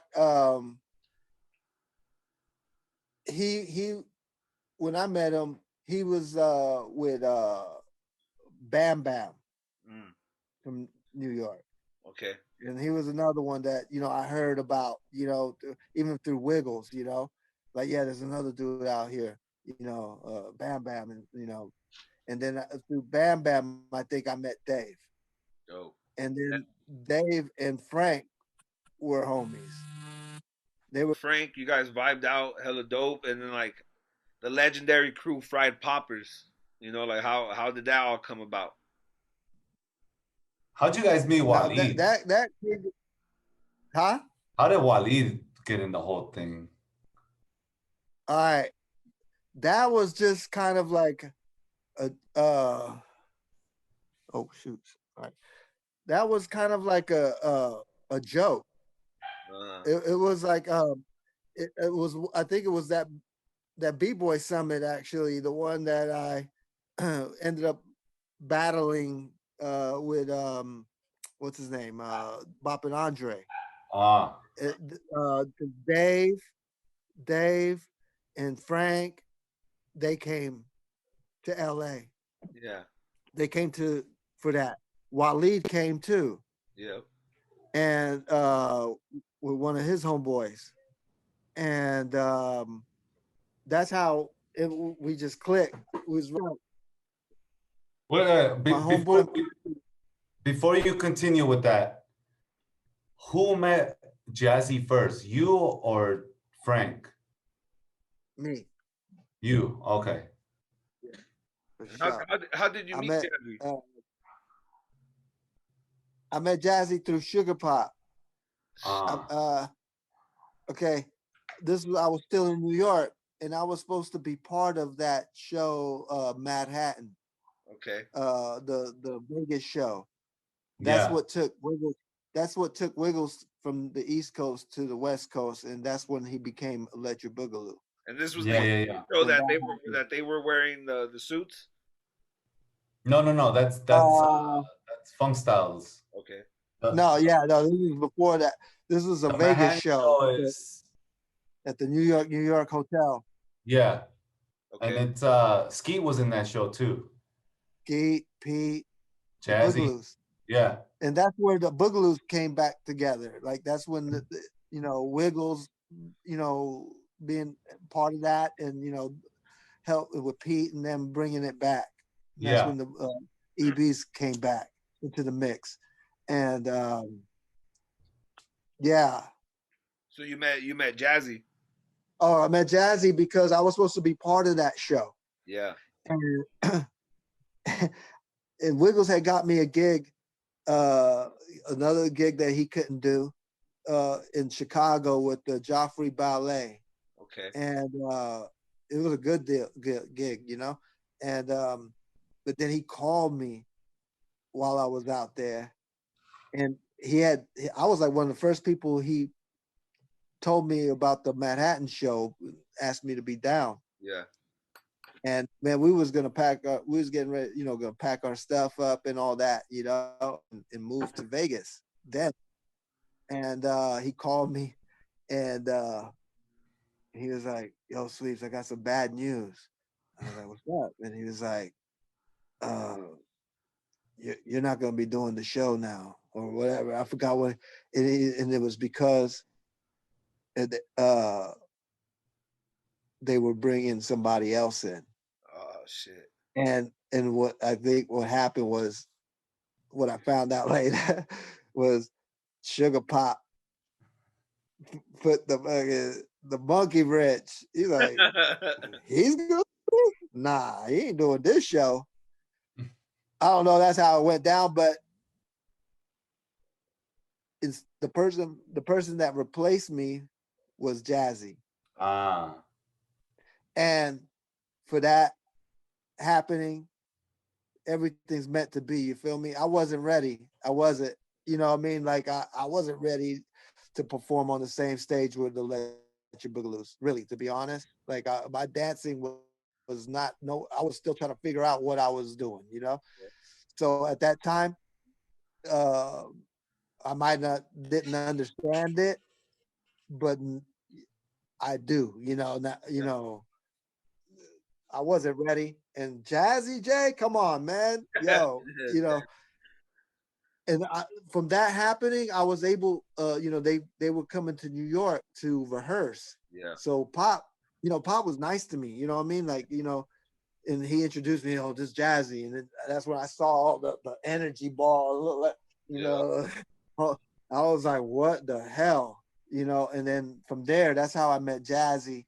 And and his style just took over me, like I try to copy him. I would try to do, his ground move and stuff, but I was like, man, I can copy it, but there's something missing, man. And because Jazzy had, now I call it the dragon. You know what I'm saying? Yeah, I call it the dragon. It was that fireball, like that energy that just everything just looks so, Yeah, for sure. Yeah, and I couldn't understand it at the time, and then realized that it is the dragon. It takes over you eventually. You know what I'm saying? You can't fake the Holy dragon. Ghost. There's a lot of people that fake the dragon. Yep. You know what I'm saying? But you can't really fake it. There's only a very few that got it. Very few that got it. It comes with time, Yeah. So then from there, like, how did the fried poppers? So exactly, who are the fried poppers? Who are the original fried poppers? So everyone can know. So it was, so like I said, we was all at this, okay, it started. I got these fools a hotel, right? And it was a shabby downtown LA. Yo, okay. Kid Rock. It was like $30 a night or $25. It was I said, I got you one, man. I got Frank Boogie. He the bougiest one too. Oh my God, people don't know. Frank Boogie. But back then he was cool. As long as he had the, he's chiefing it, he was good. Yeah. So I had him, and I remember Dave, when I was bringing him up, we was going up these little shady little stairs that didn't even have an elevator to get to their room. And Dave was like, "There's a crack hotel. I know it." I was like, chill. He said, "Nah, man, I know a crack hotel when I see it." I was like, oh shit. I'm like, damn, he's right. I didn't even realize. I just thought I was getting a good deal. You know what I'm saying? Like, you never been to it, so you just like, yo. Yeah. I was like, yeah, $25, $25. Hell yeah. They'll love that. But yeah, so that's where we congregated. That's where we would hang out and kick it. Waleed was part of that. And then we ended up going to some studio with Bradley from the Groovaloos. That's that famous footage. Yeah, so he had the studio, and we was driving around, and my boy, my homeboy, Monty Static Man was driving us around in his van, Astro van, and Frank was all, and we had a camera. He had a camera, and he was filming all this footage of us, talking shit, the Waleed, and clowning on Waleed, bugging out, having fun. And Frank, that Canadian slang, Yeah. he, it was ice, that's ice, and then he was like, yo, we're fried poppers, we're the fried poppers, like fried, you know what I mean? Like he's thinking brain cells fried, Yeah, you yeah. know. So we ended up going to Bradley invited us to get down to the little studio time, and that's where we started vibing. Our thing was like we pose up, and then one person will start doing something and then go interact with the other one. Like, do something around his arm or something, then that'll set him off. And, we were doing that, just making it up on the spot, doing our little solos and like kick, Waleed will kick my leg will do an old man kick and do something, you know what I mean? That style. We were hitting that. And Frank, man, he was on his jazz. That's when he was on his jazzy, like the back side into the ground move, into the the His whole direction. That when I started popping, that was the crew that my generation, like me, Popular, J Rock, JJ, Bionic. Bionic is the older generation than me, but we all watched that footage and we all tried to copy you guys. Like it's crazy. Like what you're saying right now, that Frank was like that Jazzy J, he was on his Jazzy J stuff. Yeah, that's what I was copying. yeah. And I was on the Boogaloo Sam vibe. I was on that creepy, the floaty walks and stuff. I had all those little floaty, crazy little walks and stuff, creeping. I was on that vibe. And then you had Waleed with the head whip, Yeah. So and during that tape, Frank was yelling, fried poppers, fried poppers, fried poppers, the whole time. That tape got to Europe, got all over the place. Yep. So now you got, France, people in France, they know Waleed. Now they see him with these guys. So I think that's where that group kind of just came to birth. You know what I'm saying? Yep. It was just some friends, and we all had something in common. And you had Frank from Canada, you had Waleed from France, you had Dave from New York, you had me from New York and everywhere else, Hawaii, blah blah blah. And that's what brought us. And Jazzy was he was the Yoda. Yep. Because that turned fried poppers. That was the fried poppers. That was just us. But then that developed into the rhythmatic funk movement. Aha! And that the fried poppers kind of grew into that. Fried poppers was just like a friend, homie party and kicking, what I mean, and but the like rhythmatic style mentality type thing. Yeah, and that's where me and Frank got tight. That whole rhythmatic thing came about when we were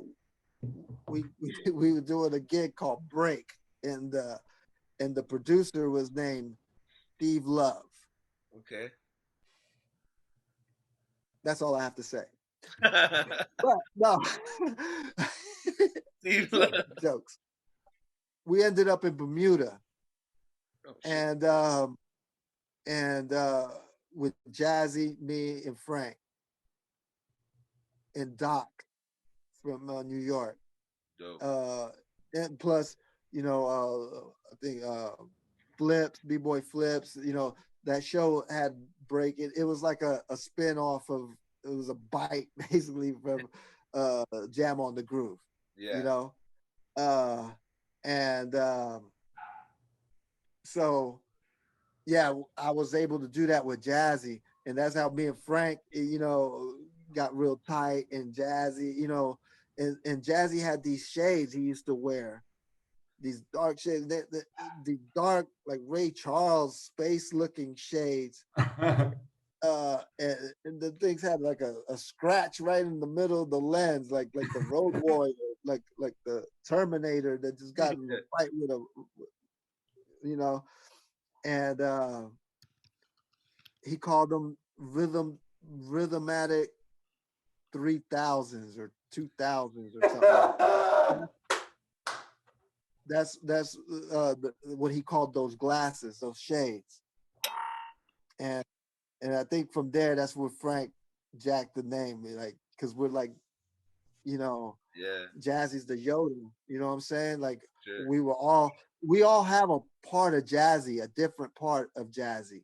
Like Yep. Frank Jazzy is different from mine. I have more Yeah. of his character, puppety, scarecrowy stuff from Jazzy, and Frank's got the mannequin pose into the ground move, and I got the ground move too. We got some of the similar stuff from him, and then we got Frank different has stuff. the electric side of Jazzy. Yeah. And Yeah. I have the funk, the funk movement. Yep. That's super dope. Yeah. So So for you kids, yeah, when did you meet them? When did you? Because now this I is around the 2000s. So now this is when you started really. yeah. I started in '99. Mind you, like I got close to Jay. We were already like Machine Gun Funk was already doing their thing. Yeah. But me, Boogaloo Pimp, especially me and Boogaloo Pimp, we loved fried poppers, bro. Like that's what we wanted to be. Like we're like, damn, I want to be a fried popper, bro. Like we had that VHS of that he was talking about with them practicing at some studio with Bradley from the group Groovaloos. Groovaloos, yeah. We had that videotape, and then like we would like they were at a gas station talking shit, and Frank would like record Wally doing waves with his eyebrows. Yeah. Yeah, she was crazy, bro. Like we just wanted to be fried poppers. Yeah. And then I Sweepy ended up being my teacher, like the first person that fucking started teaching me the Fresno. Sweepy taught me how to be on beat. Then I met Frank. Shit.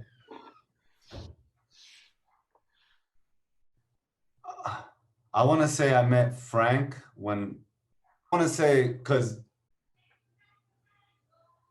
when we got me and I don't know if you remember Kana from New York, the Yeah. Japanese girl. Mhm.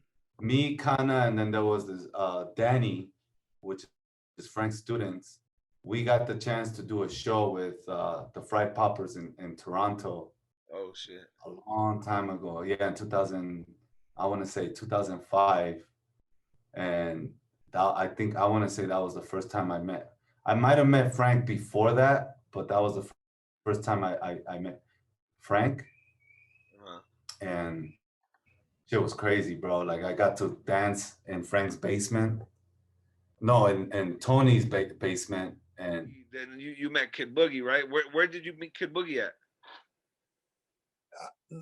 I met Boogie when I moved to LA, when I moved to the West Coast, And and what year that you moved back to the West Coast, or you moved to the West Coast from New York?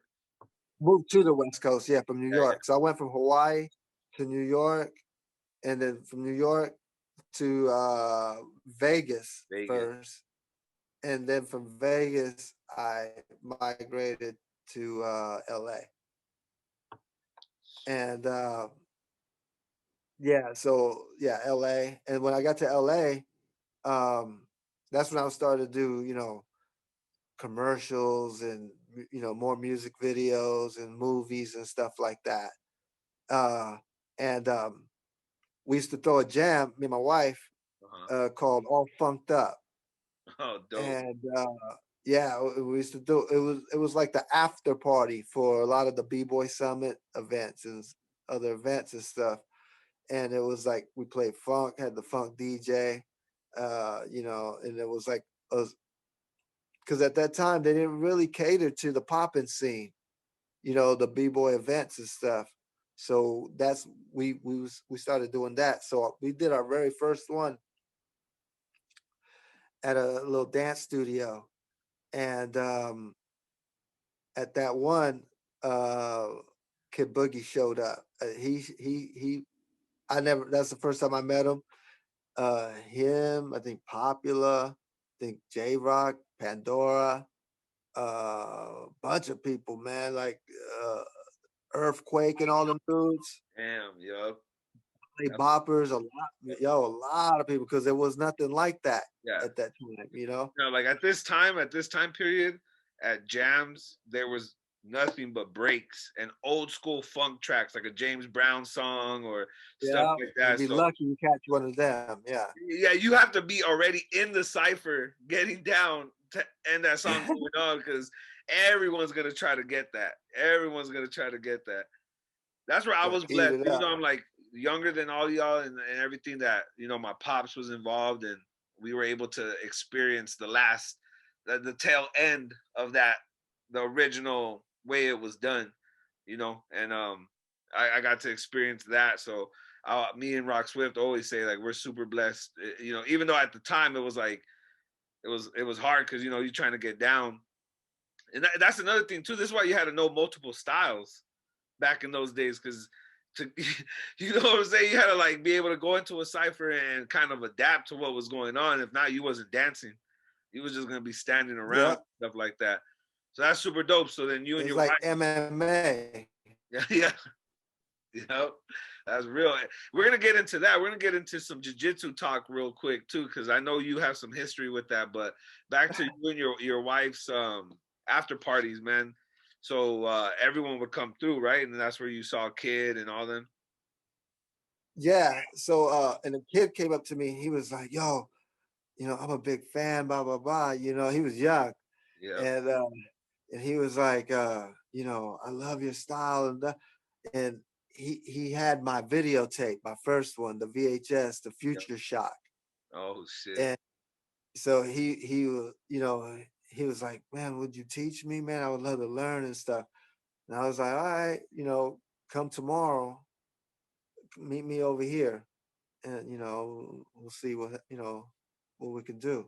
Yeah, And man, I think he caught a bus. And his brother dropped him off at a bus stop, and he caught the bus, and like he went, and you know, me back then, I didn't really realize how big big and LA was. stretched out Yeah, L.A. was. You yeah, know, I was like, just be here. I figured he was there that night. He knew he could get there again. You know, and man, he coming all the way from Pasadena, and I was like right in like near Hollywood, you know, oh, uh, Silver Lake, you that's know. So that's not close when you're taking a bus. yeah, it was a journey, you know. It was a mission. Oh yeah. And then he came and he learned from you. Do you remember what you taught him? Uh, okay. The When he Fresno? came in, huh? You hit him with the Fresno? Nah, I didn't hit him with the Fresno. I, I, I remember it was like the way they would do me. I was like, let me see you get down, you know, Yep. is the arms crossed. Let me see, and and I remember he was on.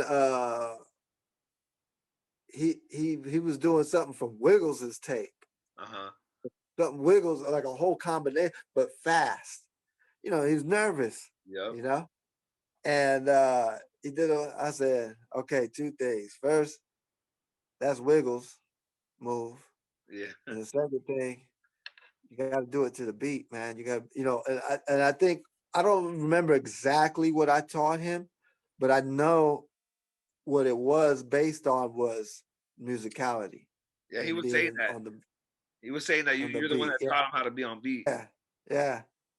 That's important, man. And I got that lesson taught roughly to me from Sugar Pop.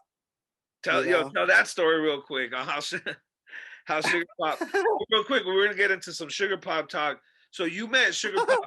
You met Sugar Pop in Hawaii the first time, right? Yeah, And how? And yeah. where was it? What was the setting? What was the setting that you met him in? I I met him. Okay, so I had a homeboy in Hawaii. His name was Troy, and he was into music. Like he could play every instrument, everything. You know, we was doing music together, and he got into. This was back before UFC, before the first UFC. Uh, he was getting into like martial arts, and he's like, remember he came up to me. He said, "Sweeps, I found this one man in jujitsu, and blah blah blah." You know, and he went and bought the tapes of the jiu-jitsu tapes, the Gracies in action. And then first he had the tapes, and he was wanting me to we go to the parks, and and mind you, I've never seen nothing like this before. And he's wanting to roll on the ground in the park, and the people are there picnicking and stuff, and we rolling there looking like two happy dudes, you know. And I always had I always was a clown, so I'm always talking shit, you know. They're like, man, get the fuck off me, man. What's it we doing here, you know? And so, but anyway, he was teaching me what he was learning. He was from them tapes. He would and write it down, and he was, all right, let's try this. So we were self-teaching ourselves it, and then maybe a little bit later, found out that the Gracies were teaching in Hawaii at the university, UH, Yep. and they had a class, and it was like, oh, maybe less than 20 people in there. Damn. Like it was a handful, maybe 10 people in there, and it was like $10 for like 2 hours. It was super cheap, right? So we started doing that, and I didn't tell none of my homies, all of my friends. I didn't tell them I was doing this shit. I was doing it on the low key. Like I didn't brag or nothing. I was like I was on the DL with it for a Yeah. long time before they even found out. And I remember we were sitting one time, and oh no, Gracie's eldest brother. Uh-huh. So he told us, he's like, hey, you know, the fight, the UFC, blah blah blah. This fight is happening, my brother. So we always went, we watched it, right? And he won that thing. He won the whole tournament, and so we got invited to the victory party late, a little bit like a week later or whatever, Yeah. at Helton's house. And Hoyce actually showed up to that party. So we got to meet him and Hoyce and everything. And I'm chilling with my boy Troy, and Troy's like, somebody comes into the house, and Troy's like, hey, that's Steven De Silva. And I was like, Steven De Silva. He's like, yeah, you know, blah blah blah. He's, you know, known for kickboxing, Muay Thai, and at that time he was like known for that, right? So, and then time went by. Again, we was training with Helson and stuff, and I met him again, and he showed up, and he was training with us and stuff. And then after, like in jujitsu, everybody sits around and talks story, talks about submissions and how to get out of stuff, and you know how, you know, there's that sitting around talk story type deal after. And he was sitting right there and I met him then as Steven De Silva, and not knowing that, you know, that he was Sugar Pop, which I only knew of Sugar Pop. I didn't know the person, the name Sugar Pop. I knew him from seeing him on that episode of Fame I was talking about. Pop's on there, and a bunch of other things, you know, that I've seen him on. Breaking and entering, maybe. Yeah, yeah, all those type of deals that he was on. I've seen him on that, but I didn't know, mind you, I didn't know that was the same person, and and that's when I started getting back into dancing. Yeah. I started getting back into dancing. That's when that whole Rocksteady thing was happening. So I had to kind of make a choice with the jujitsu. I was going hard with the jujitsu, but I kind of had to at that time, make a choice, possibly getting hurt just by training, or pursue this dance thing. So I pursued the dance thing. And then later on in life, you know, my journey went to New York and all that stuff. Fast forward all the way up to Manhattan, and me not getting part of Manhattan because Yeah. Sugar Pop said that I wasn't ready. And then ended up becoming good friends and brothers with him, and him introducing me to Jazzy. And then, wait a minute, you're the same guy from Jiu-Jitsu and blah, blah, blah. And that's how that kind of like, we didn't realize we had met each other. That brought you guys a little closer together too, right? Like just you're like, Yeah, damn, yeah. So then Pop started training me, you know, like years after, you know, he was the guy beating me up, you know, yeah. in LA, he became my teacher, you know? Yeah. You were in Vegas, right? You were Yeah. in Vegas, and then you told, because you guys both relate on the jiu-jitsu, but you guys also relate on the music tip, right? You guys both Yeah. make Music and the dance. everything. So you were kicking it with him on that vibe, right? Not even dancing yet. You guys weren't even kicking it. No, he was on making music. And thing with Sugar Pop is when he's like music, dancing, you know, Martial art. popping, whatever, building something in his studio. When he's into something, he's only into that.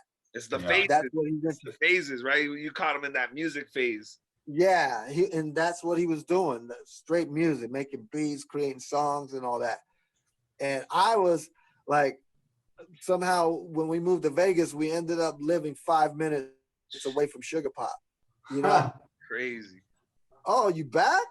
Yeah, I'm back. He Oh, didn't even know. I'm back, baby. Scared me, man. I heard all that bass. Bro, You almost blew my phone out. So look, I had to come back because you know there's an interview with my teacher, man. I can't. Man, I you had had to to go, go but eat a I had to come burrito. back. You was like, man, I gotta go. I gotta go eat a burrito. Nah, I had to go, but I had to come back. That's dope. Yeah, that's what's up, man. Thank you, man. Hell yeah. Yeah. But yeah, so I was stoked that I lived down the street from Pop. So I would go to his house. He said, "Yeah, come over."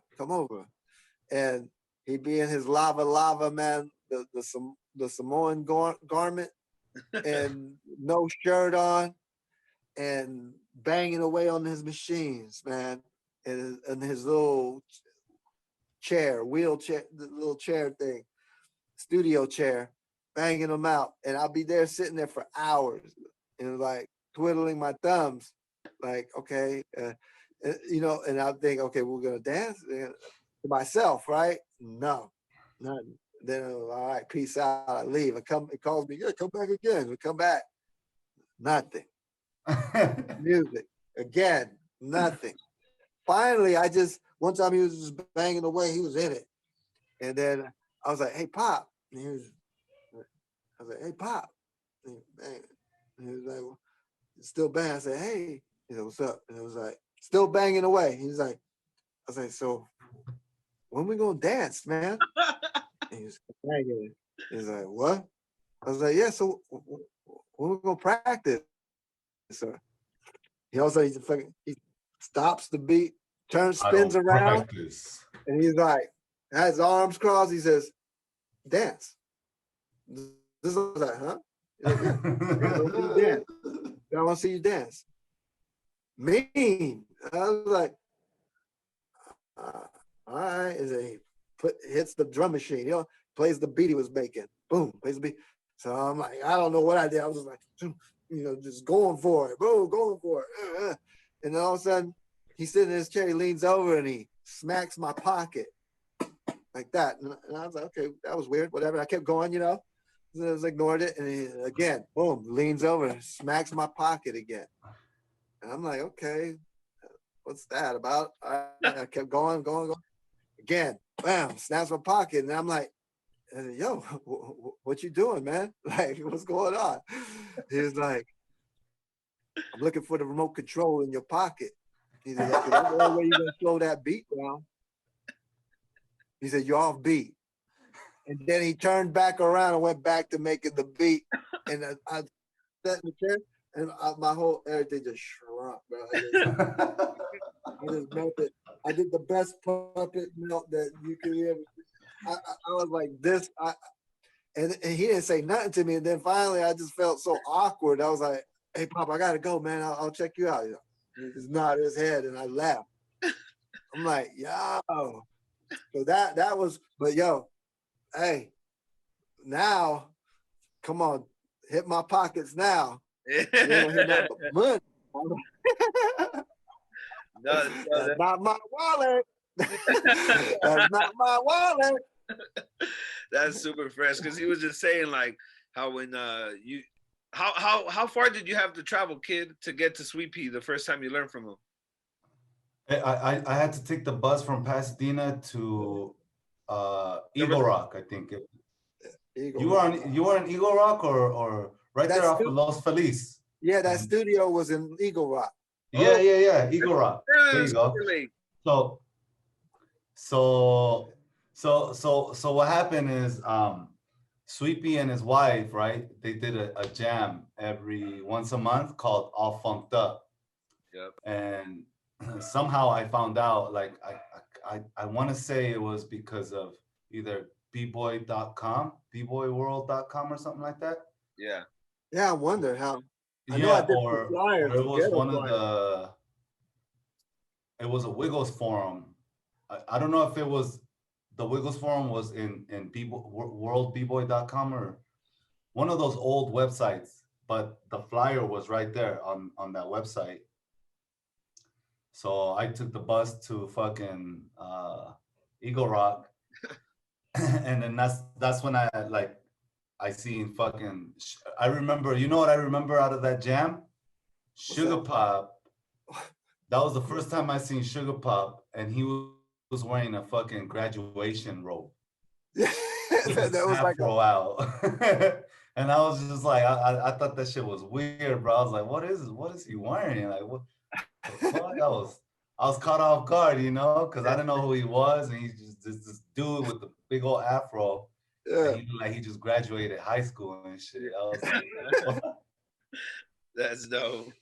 But at that jam, that's Junior Boogaloo was there, Legend, Bobby Andre was there, like they were all there. You know what I mean? Earthquake and all them too, right? Earthquake and all up in there, man. Everybody. It was none of this separation, man. No. It was like, you know, I didn't know nothing about. I coming from New York, you feel me? Like from the East Coast, so I don't know nothing about any, you know, this clique, that style. That, you know, I just knew all these dudes were ill, you know, like they were LA legends, you know, and they showed up, man. They all showed up to that thing, man.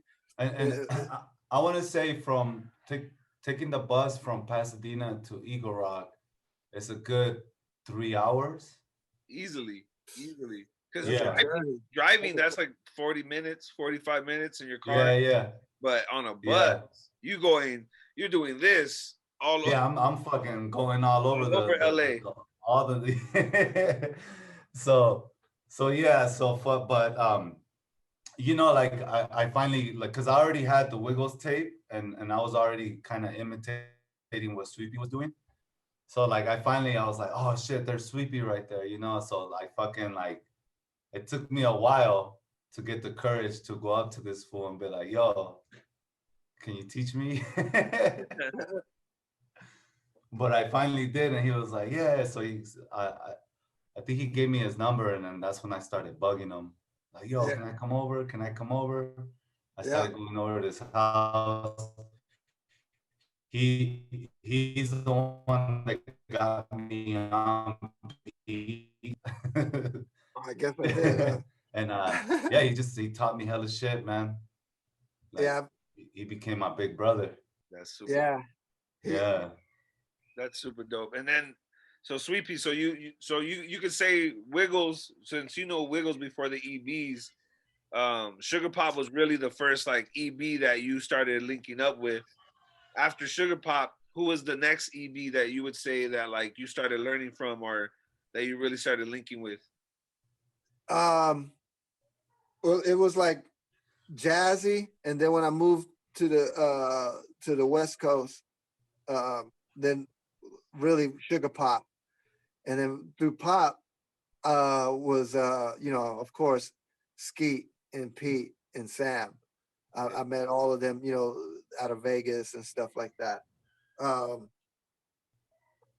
yeah, but a lot of the influence was Sugar Pop and Jazzy, because those were the first ones. Of course, prior to that, Wiggles. Of me trying to be like Wiggles with the Yeah. boogie style. And but it definitely was that when I got in Sugar Pop's wing, and and Pop, and then Skeet, of course, Skeet, and like I gravitated to Pop because and it was through the VHS tapes, and I would have the tape, and it have all the boogaloos on there. Yeah. And at that time, I was still a boogie boy, and I was trying to change my style, try to get into that, the boog feel. And the only one, like Pete and them, I couldn't understand it Yeah. at the time. Like it was just too much. It was like I Pop was Yeah. very, it was not basic, but it was, it was that boogaloo sound, just like those angles, those arms, and then the neckle flexes and whipping the head, and I could do that. Like I could actually see what he's doing and kind of imitate it. So Yeah. I drawn to him, where, and that was during the time where people didn't really see Pop, didn't know Pop's booging and popping ability. He was known mainly for locking. Locking. Yep. Like he was famous for locking. But I saw, because everybody was going crazy on Pete and everybody, but like Pop was the one I zeroed in on, That's sick. and Jazzy. So my style is very, you see, like I'm a mixture of Pop, Jazzy, and then when I met Sam. Sam, Yeah. when I went to Japan with Sam, and just, not even dancing around Sam, it's just his mannerism. When he eats, I'm like, oh, eat that. He's moving his shoulder, talking, oh, like that, whatever. This his mannerism. You stupid, bro. It's what I picked up. It's what I picked up from Sam. Yeah. You know what I mean? His character, his the way he just doing normal movement is what I got. That's the funk, So I got Yeah. that mix. So like I have my Powerball Jazzy, ground move feel. Then I have my Diddy popping, sugar popping, and then I have my, when I break it down, I have my Sam, So Yeah. I have a mixture. And then if you think about those guys, like break down Jazzy. Jazzy is like a young version of Sam. Yeah. It's like Sam when he was young.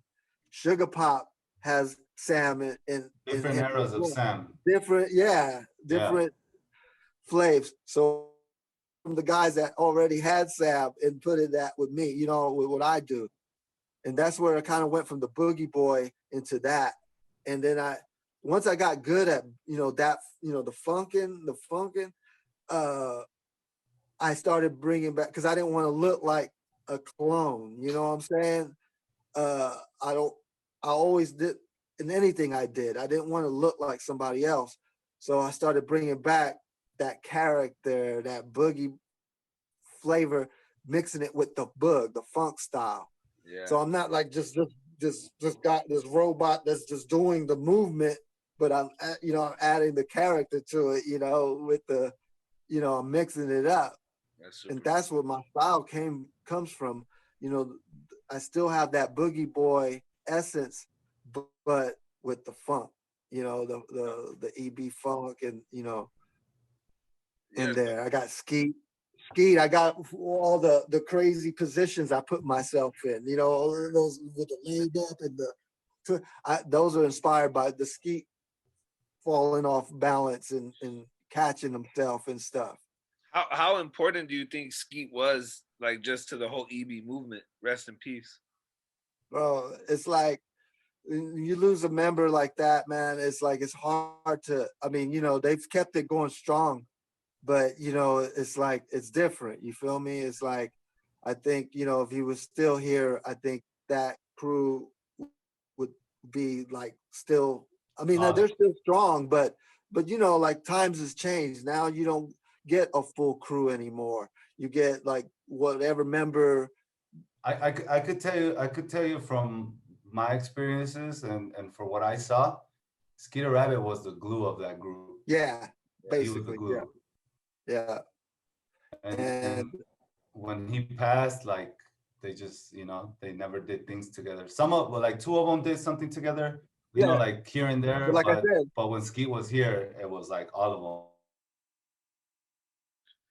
Yeah, man. You could. Is it frozen again?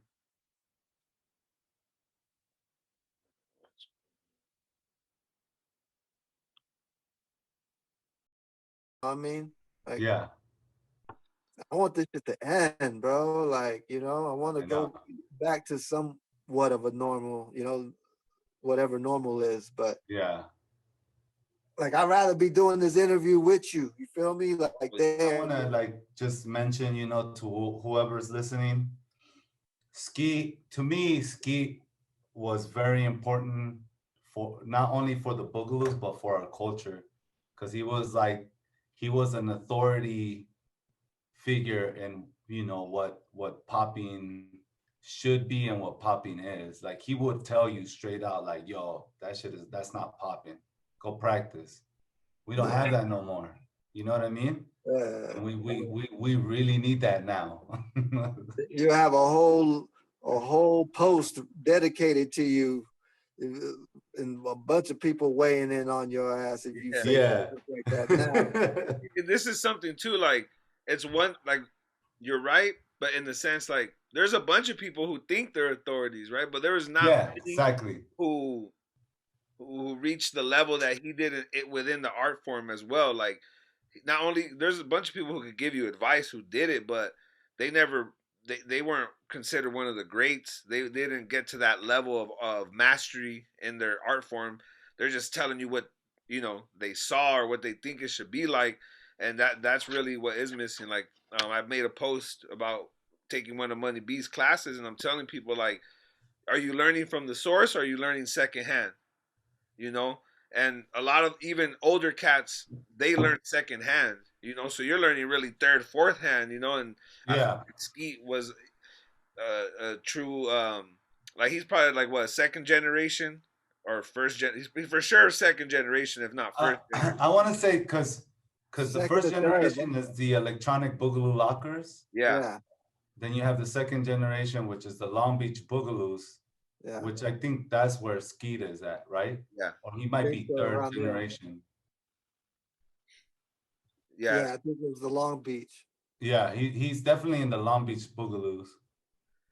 No, yeah, and like you were saying, when you in Sweet Peas too, like when you lose someone like that, it can never be the same, right? And it's No. not like a diss or anything like that. It's just he's a part of the heart and soul of Yeah, what the Electric Boogaloo movement is. Like there's so yeah. many people he inspired that want to be like him, try to move like him, and Bro, he pretty much taught all of Japan and Korea. Most of the best dancers, like the OGs in Japan, yeah, Wild Cherry, Skeeter Yeah, Rabbit student, Yuki, Skeeter Rabbit student, Tetsuji, Skeet student. You know damn, what I mean? damn, Korea, Poppin' J, Skeet student, Boogaloo Ken, Skeet student. Pop Kun, all them OGs over there. They're all his students. yeah, Not alone, not only that, Walid, Skeet student. You know what I mean? Like yeah, OGs from Europe. Like yeah. he bro, he was ahead of his time. Rest in peace, man, legend. Do you yeah. do you have any stories, Sweet Pea, of like any ciphers or legendary get downs with when you started kicking it with the EBs and seeing them all? Because I'm sure you guys Yo, must. okay. I like that you asked that. Can you tell us about that show, the video that you just posted? You did a show with the Boogaloos and Skeet was there. Tell us about that. Alan, and I look like a deer in a headlight.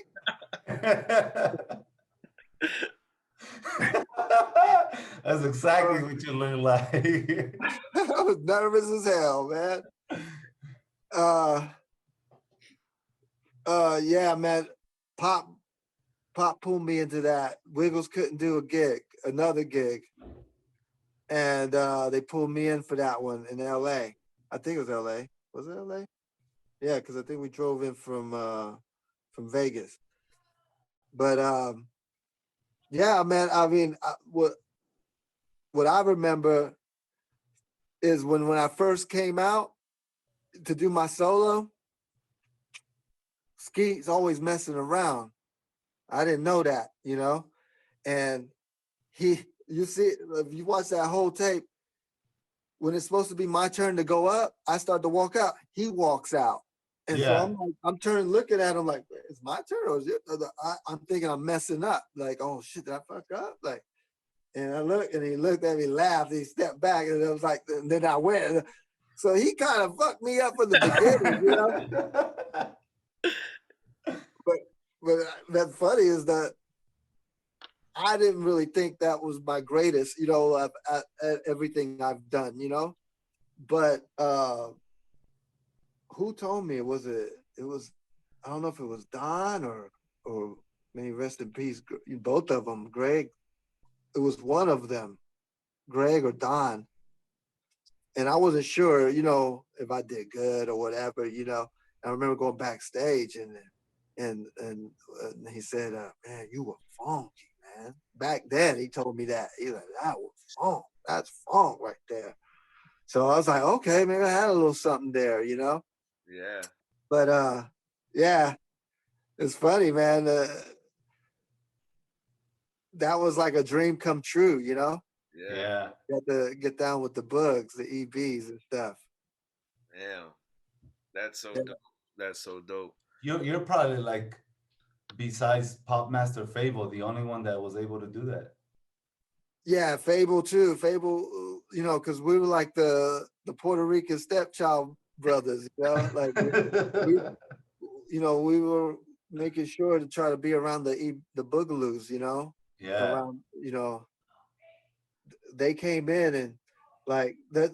They changed my whole style. What happened was after that battle at Pro-Am that I won, which, I'll put it on the record. I think Frank Boogie should have won that battle. I forgot who he lost to, but I think, because he was on it already. He was already on that. He had that hammer combination thing where he hit his head and slid across the floor into a half split. He already had that combo. Yeah, he was literally the green tech of that generation. Yeah, that's what he was hitting, man. He was on that already. He was ahead of everybody. Yeah. So I could say that, like he should have took that one.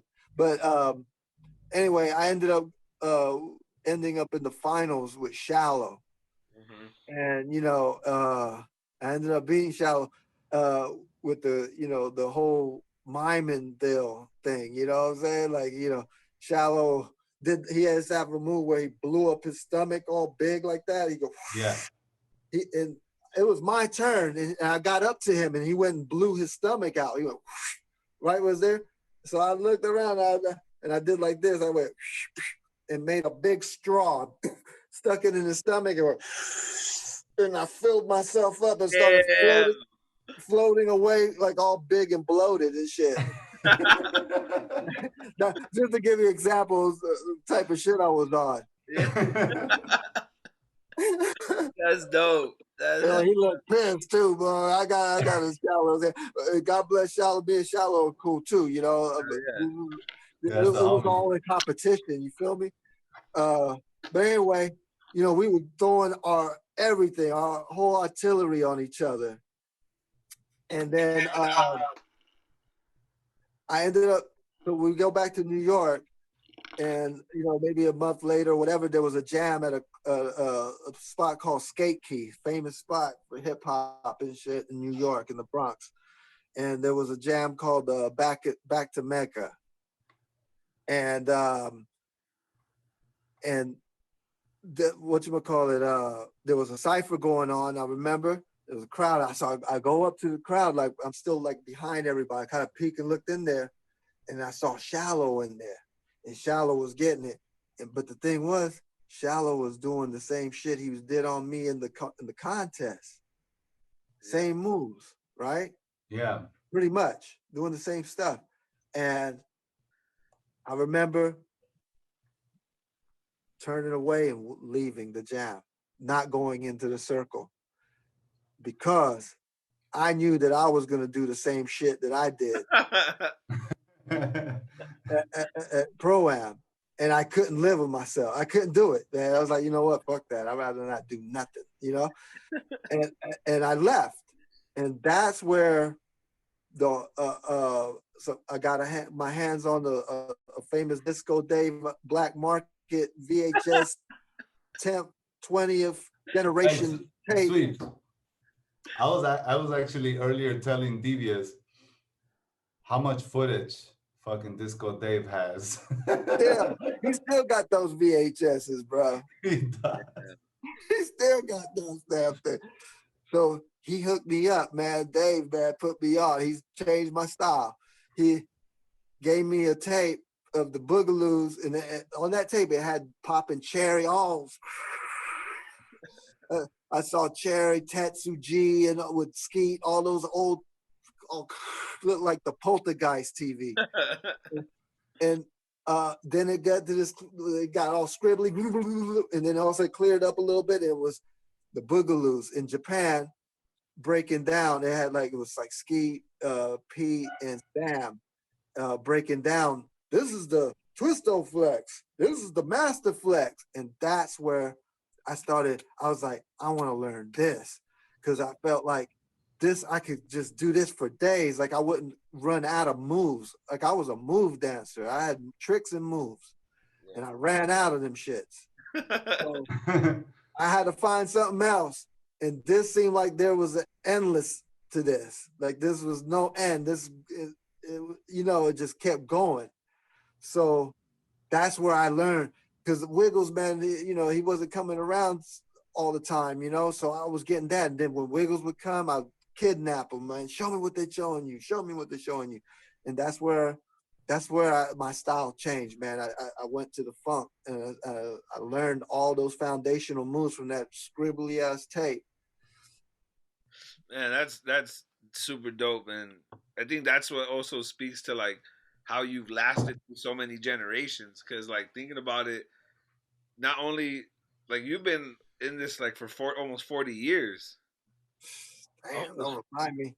but what I want to make is that like you always blend in with the new generation.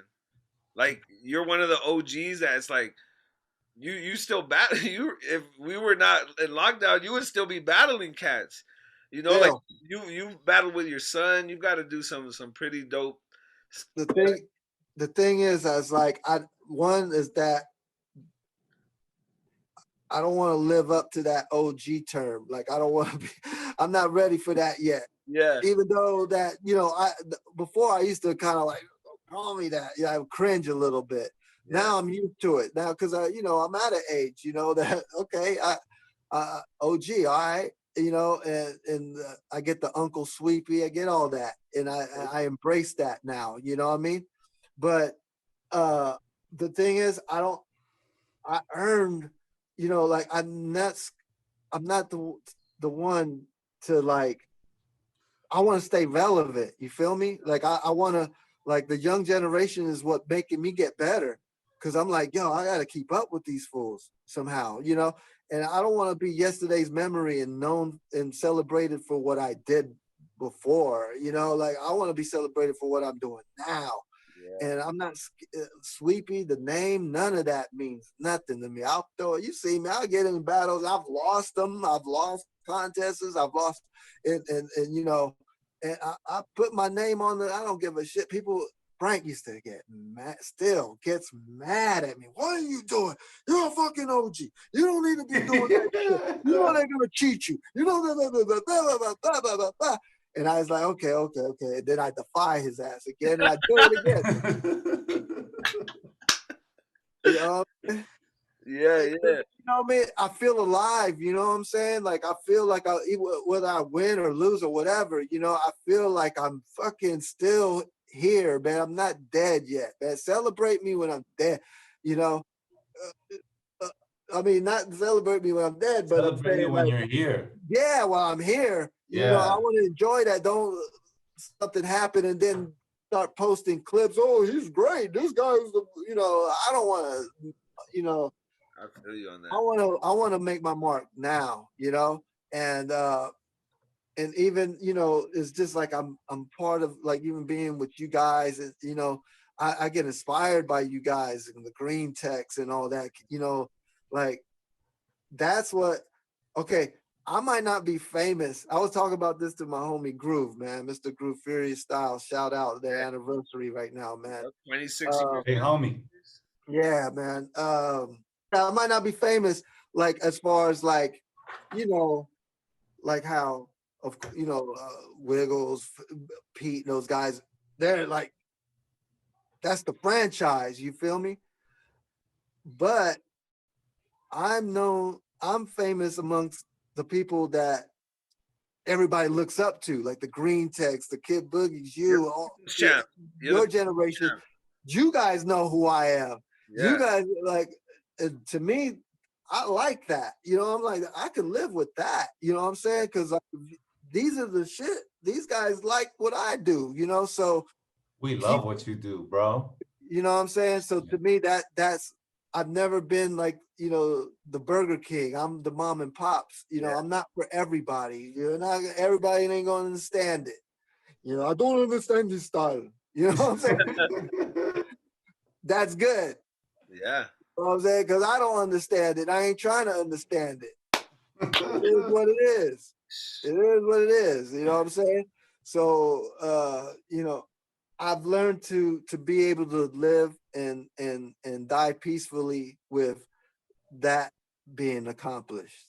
No, that's huge right there, and you worded it, articulated it perfectly. Like you're you are the people's champ. You are within the practitioners and the people who are like currently killing it. You're like all of our favorites. You know, like everyone always is like. It's almost like a bragging right when you get to say like you know who Sweepy is or like yo like have you got down with him before like you know and it's because of like you stay so young you know and this is you've always been one of those cats who we could look at and be like damn this is how you could like remain relevant all these years and still humble and never think that you're like above everybody which you know people like Frank Boogie that I'm like that sometimes too or like Frantic or something like we know your importance and how like how much you mean to the culture so we want you to be like people to know that and understand that and this is kind of what makes you guys great is that you don't have that mentality you guys are just living in the now you guys are just like no I'm one of you guys like I'm like y'all like I ain't no different you know where a cat wins one battle nowadays and it's like yo I'm teaching tomorrow workshop I'm doing this you're like damn like you beat three of your local you beat your aunt your cousin and your homie And now you're here, teaching. yeah you're over here like oh I'm a legend you know respect me and then you got cats like you who like you know it's even you know of course it's hard to give you props to you because you're like I don't want to hear that shit. I just want to get down pump some music you know I feel weird, man. It feels weird. You know what I'm saying? Like people be putting me on blast. I go to a party or something, be like, yo, this is Sweepy from the Rocksteady crew. He was in the Beastie Boys. I'm like, and you're just standing there and everybody's looking at you like you're a fly on the wall. Like, you know, like They're expecting you to do something. Like yeah. Dance. I'm gonna do the mannequin. I'm gonna just sit here with this beer all night like That's dope. All right, man. I just want to, I guess, one more thing. I don't know if Kid Boogie has anything else, but I just wanted to say, like, how did you feel when you started seeing because your kids were always around, right? Like, I'm around the same age and stuff. So when me, B-Boy Casper, and Rock Swift were at jams, the only other real kids there were your sons. You know, we would always see them dressed like you. If you was wearing a suit, they was wearing a suit. Whatever it was, y'all were matching. Armani used to wear Sweepy's Hush Puppies. Big ass fuck, bro. They wouldn't even fit.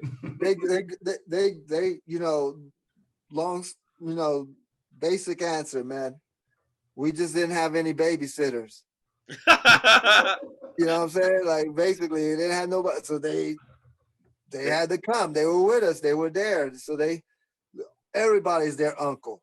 Yep. Uncle Wiggles, Uncle Legs, Uncle Flat Top, Uncle. They're all their uncles because all those dudes, man, basically helped me raise my kids. You know, That's right. when they came into those jams and stuff, and they were just born into it, man. They would watch me for hours, you know, practicing, trying to stay, you know, in rock steady and get past that Yeah. that probation I was on and stuff. And so they grew into it. I learned it. I didn't get into it till I was about 13, 12, 13. They were in it from the beginning. Born Yeah. into it, man. And it's crazy how full circle now you got Armani who's in Rocksteady and MGF, right? Yeah. Mm-hmm. That's legendary right there. We got to interview the young legend one day because Yeah, man. he's Get a. him, man. I'm sure he got some stories of watching watching you guys wild out. Oh my You know, God. but man, I'm like Joe Jackson. yeah, yeah, Jose Jackson. yeah. All right, yo, kid, you got anything you want to end off with? Nah, man. Just honestly, you know how I feel, bro. Like, thank you for everything you did. You know. Thank you too, man. You've done a lot for me too, man. Like I remember real quick with him coming up, you know, under the wing, uh, talking about, you know, giving him the hard, you know, the hard come up. Like I would go to a jam and he'd be there and he's like, Sweepy, you know, happy. And I'd walk right past him, just ice grilling him and just keep walking and walk right past him. And he chased me down. So, Sweet, you mad at me? Why you mad? Why you mad? And I would turn around and laugh. Boy, I ain't mad. I would give him hard shit, you know what I'm saying? And then he would ask me, because like, you know, he'd be at my house and I'd be on the phone and stuff and somebody or email come in and want me to go to, you know, Europe or somewhere. And he used to always tell me, man, he used to always say, man, I wish I could go and travel. I wish I could do that. You know, and I used to always tell him, I said, don't worry, man, it'll happen. It'll happen one day. Just keep getting good, keep practicing. I used to always tell him, you practicing, you Yeah. practicing. And I said, just be patient, be patient. And this fool started going more than me. I was asking him, like, yo, nigga, hook me up, man. Hook me up, fool. Like, and he has, man, and he has. No, man, that's super fresh. Yo, there's actually, like, now that you says this stuff, like there's one story that I remember. Remember when we all went to San Diego and you went off? Remember Otis Funkmeyer, J Rock was there? Bro, I've never seen this fool go off so hard in a fucking circle until that damn San Diego event. So Bro, that's a good one. yeah, talk about that. That's a Talk good about one that. to end it on, bro. That's a real good one. Oh my God, bro, you trying to have a bunch of people mad at us, huh? Like you trying to have me now? You included me on this shit now. Now I'm gonna have people hit me up like. Nah, I'm just, bro. I just want people to know how raw you were. All right. How you are. How raw you This is are. how it started, man. Okay. You was like new into my life. You was like my student now, right? Yeah. All right. So, okay. This is why I was in LA and Wiggles put up a list on, I think it was Wiggles.biz or one of them early ones or the bboy.com or one of those early. No, I think it was the biz. This was the beginning of Forum. you could say what the fuck's on your mind to people and shit. Yeah. Like, no repercussions. And I wasn't used to that. This is the first time I've ever experienced anything like that, right? Yeah. So anyway, Wiggles puts a list on, and of the new guys, and Frank Boogie was on that list. Waleed was on that list. A few other people was on that list. I was on that list. All right. Then there was this guy that started appearing on this thing, on this that chat board or whatever prior to this list, you know, and it was a guy I'd never heard of. And, you know, at the time, and his name was J-Rock. And I love, you know, I got love for J-Rock, you know, now, you know, but at this time, this is the meeting. Yo, he was a dick. Okay. Period. I didn't say it, but I said it. So anyway, he had a strong opinion. Oh, damn. Right? He had strong opinions. And I was like, say, okay, whoa, you know, all right. Like, who is this guy? Like, you know, I was like, well, maybe there's somebody that, you know, shit, you know. Till that opinion turned around and took the list and revised the list and took me off the list and put someone else on the list and put the list back on. This is what the list should look like. Oh, shit. Who is this? Took me off the list? Like, who the fuck? Like, on my old ass computer. I'm like, what the? I was like, he just took me off the list. So, and then, you know, and then you get vocal about other things. And now he's on my radar. And so then later on, you know, he's my student now. I guess now they have a confrontation with each other. And then he comes and tells me, he's like, yo, I'm going to San Diego. I'm going to battle J-Rock. Blah, blah, blah. This is, you know, I was like, for real? So then I remember packing the kids up. We all went. Wifey's driving, and I'm in the passenger seat. Got funk playing in the car, and I'm just making myself angrier and angrier and angrier for the 2-hour drive over there. Just thinking, he's supposed to battle him. Yeah, it was supposed to be his battle. It's his battle, bro. Nah. Took me off the list. Okay. Oh, now you think you want my student now. Now you saying that I ain't no good because you saying my student ain't no good, you know? So I'm like taking all this. Again, this ain't no contest. This is the mind state I need to be in if I'm gonna battle, like really battle. It ain't no, you know, hey, you want to battle? No, it wasn't none of that. And it was, so I had this all just built it up, and when I would get over there, boom, as soon as I go in, boom, they had a big circle. And I think I put those clips up. I found those clips, some of those clips. Did you? Short ones, yeah, just a little power balls. I was on some jazz. I had a silky shirt, some Jazzy J silky shirt I got from a dollar store, and baggy old man pants. The rhythmic funk movement glasses. Oh, yo, bro, I was electric. Legs were crazy. There was no hurt knees, no nothing. Legs was just going nuts. And every time J-Rock would come out, I shoot in. You was on habit, bro. I remember that. That's when I was on the Jazzy. You know, Jazzy reminds me of a cobra, a snake. You know, the way he is, and he attacks and he's coming for you. I was on that vibe, and I was going in, bro. Every time he go out, I go in. He go out, he leave, I go in. Every time, right? Yeah. Every time, boom, boom. You was letting him have it. Then you seen him like kind of like, oh shit, what's going on? I see him talking to Otis, and Otis thought I was coming after him too. Yeah. But it was like J-Rock because you know that situation. So I'm like I'm going after him, and but I never said nothing. I never said this is a battle. I'm battling you. I was just expressing myself. I'm not happy, you know.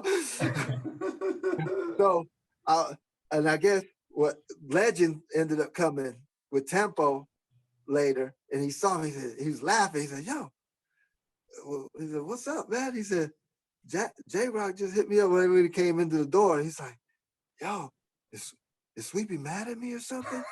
He's like, "I think he's battling me." I think he's battling me. And he's like, and the legend was like, "Was he looking at you over his glasses like that?" He's like, "Yeah." He's like, "Yeah." He's like, "Yeah, he was battling you." He's mad at you. He's mad at you. But yeah, man, yeah. that's how. Bro, I've literally before that never seen Sweepy go off that hard. Like he was going in, bro. Yeah, see, I don't do like that even in those those contests, No. those battles and stuff. I don't, because I don't have that. You know, you got to do something to really get that out of me. You know what I mean? Like, you know, I could fake the funk, I could pull it out, I could pull it off if I have to, but it's not the same with that fire. Like that's like, you know, Bro, it was raw as fuck. That's like, and that's to me, like, I took that as in like that's what I need to do when I battle. You know what I mean? Like that was my lesson. I was battling. He was, you know, I don't think he was really battling because I don't think he was really coming back at me like that. He would get down. He was like showcasing. Yeah. But you know, it was like because maybe he didn't know where it was coming from. You know, but what I'm saying, my intentions was I was going in. I don't, you know. But what I was saying is the way you were just going in like as soon as he was done, you went in. No questions asked, you know, like it was just raw, like back to back. That that was my lesson. Like I was like, shit, I need to be like that. You know what I mean? Yeah, I learned a lot. but that's that anger, you know, that's that build up, that emotion. You know what I'm saying? Yeah. That's when I go off, man. I go off when I'm happy, when I'm like, I just got some money or something, you know, something good happened. I do the celebration bug, you know what I mean? when I'm angry, done got kicked out the house, you know, whatnot. You know what I'm saying? Boom! That energy is. When you dropped all your weed on the floor. I'm sad. You know what I mean? You know, huh? He said. When you dropped all the weed on the floor, and you got no. Oh, that's the anger. That's where the ground moves come in, man. Looking for that. That's when the street sweeper comes in. Where'd it go? Where'd it go? Oh yeah, that's super dope, man. We could go on for I know another 5 hours, but man, legendary, man. Thank you so much, Sweepy. I'm glad. Thank you for making me feel comfortable, man. It was just a vibe, man. Sweepy, legend. Super, man. Super legend. Appreciate everyone out there. Thank you. Hell yeah. Real quick, Sweepy. I love you. Love you too, my brother.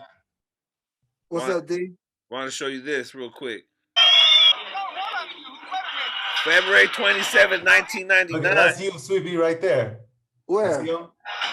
By Kango hat? No. Hell yeah. One love, y'all, man. Much love. God bless. Thank you for having me, man. Thanks for coming on. Thanks, Sweepy.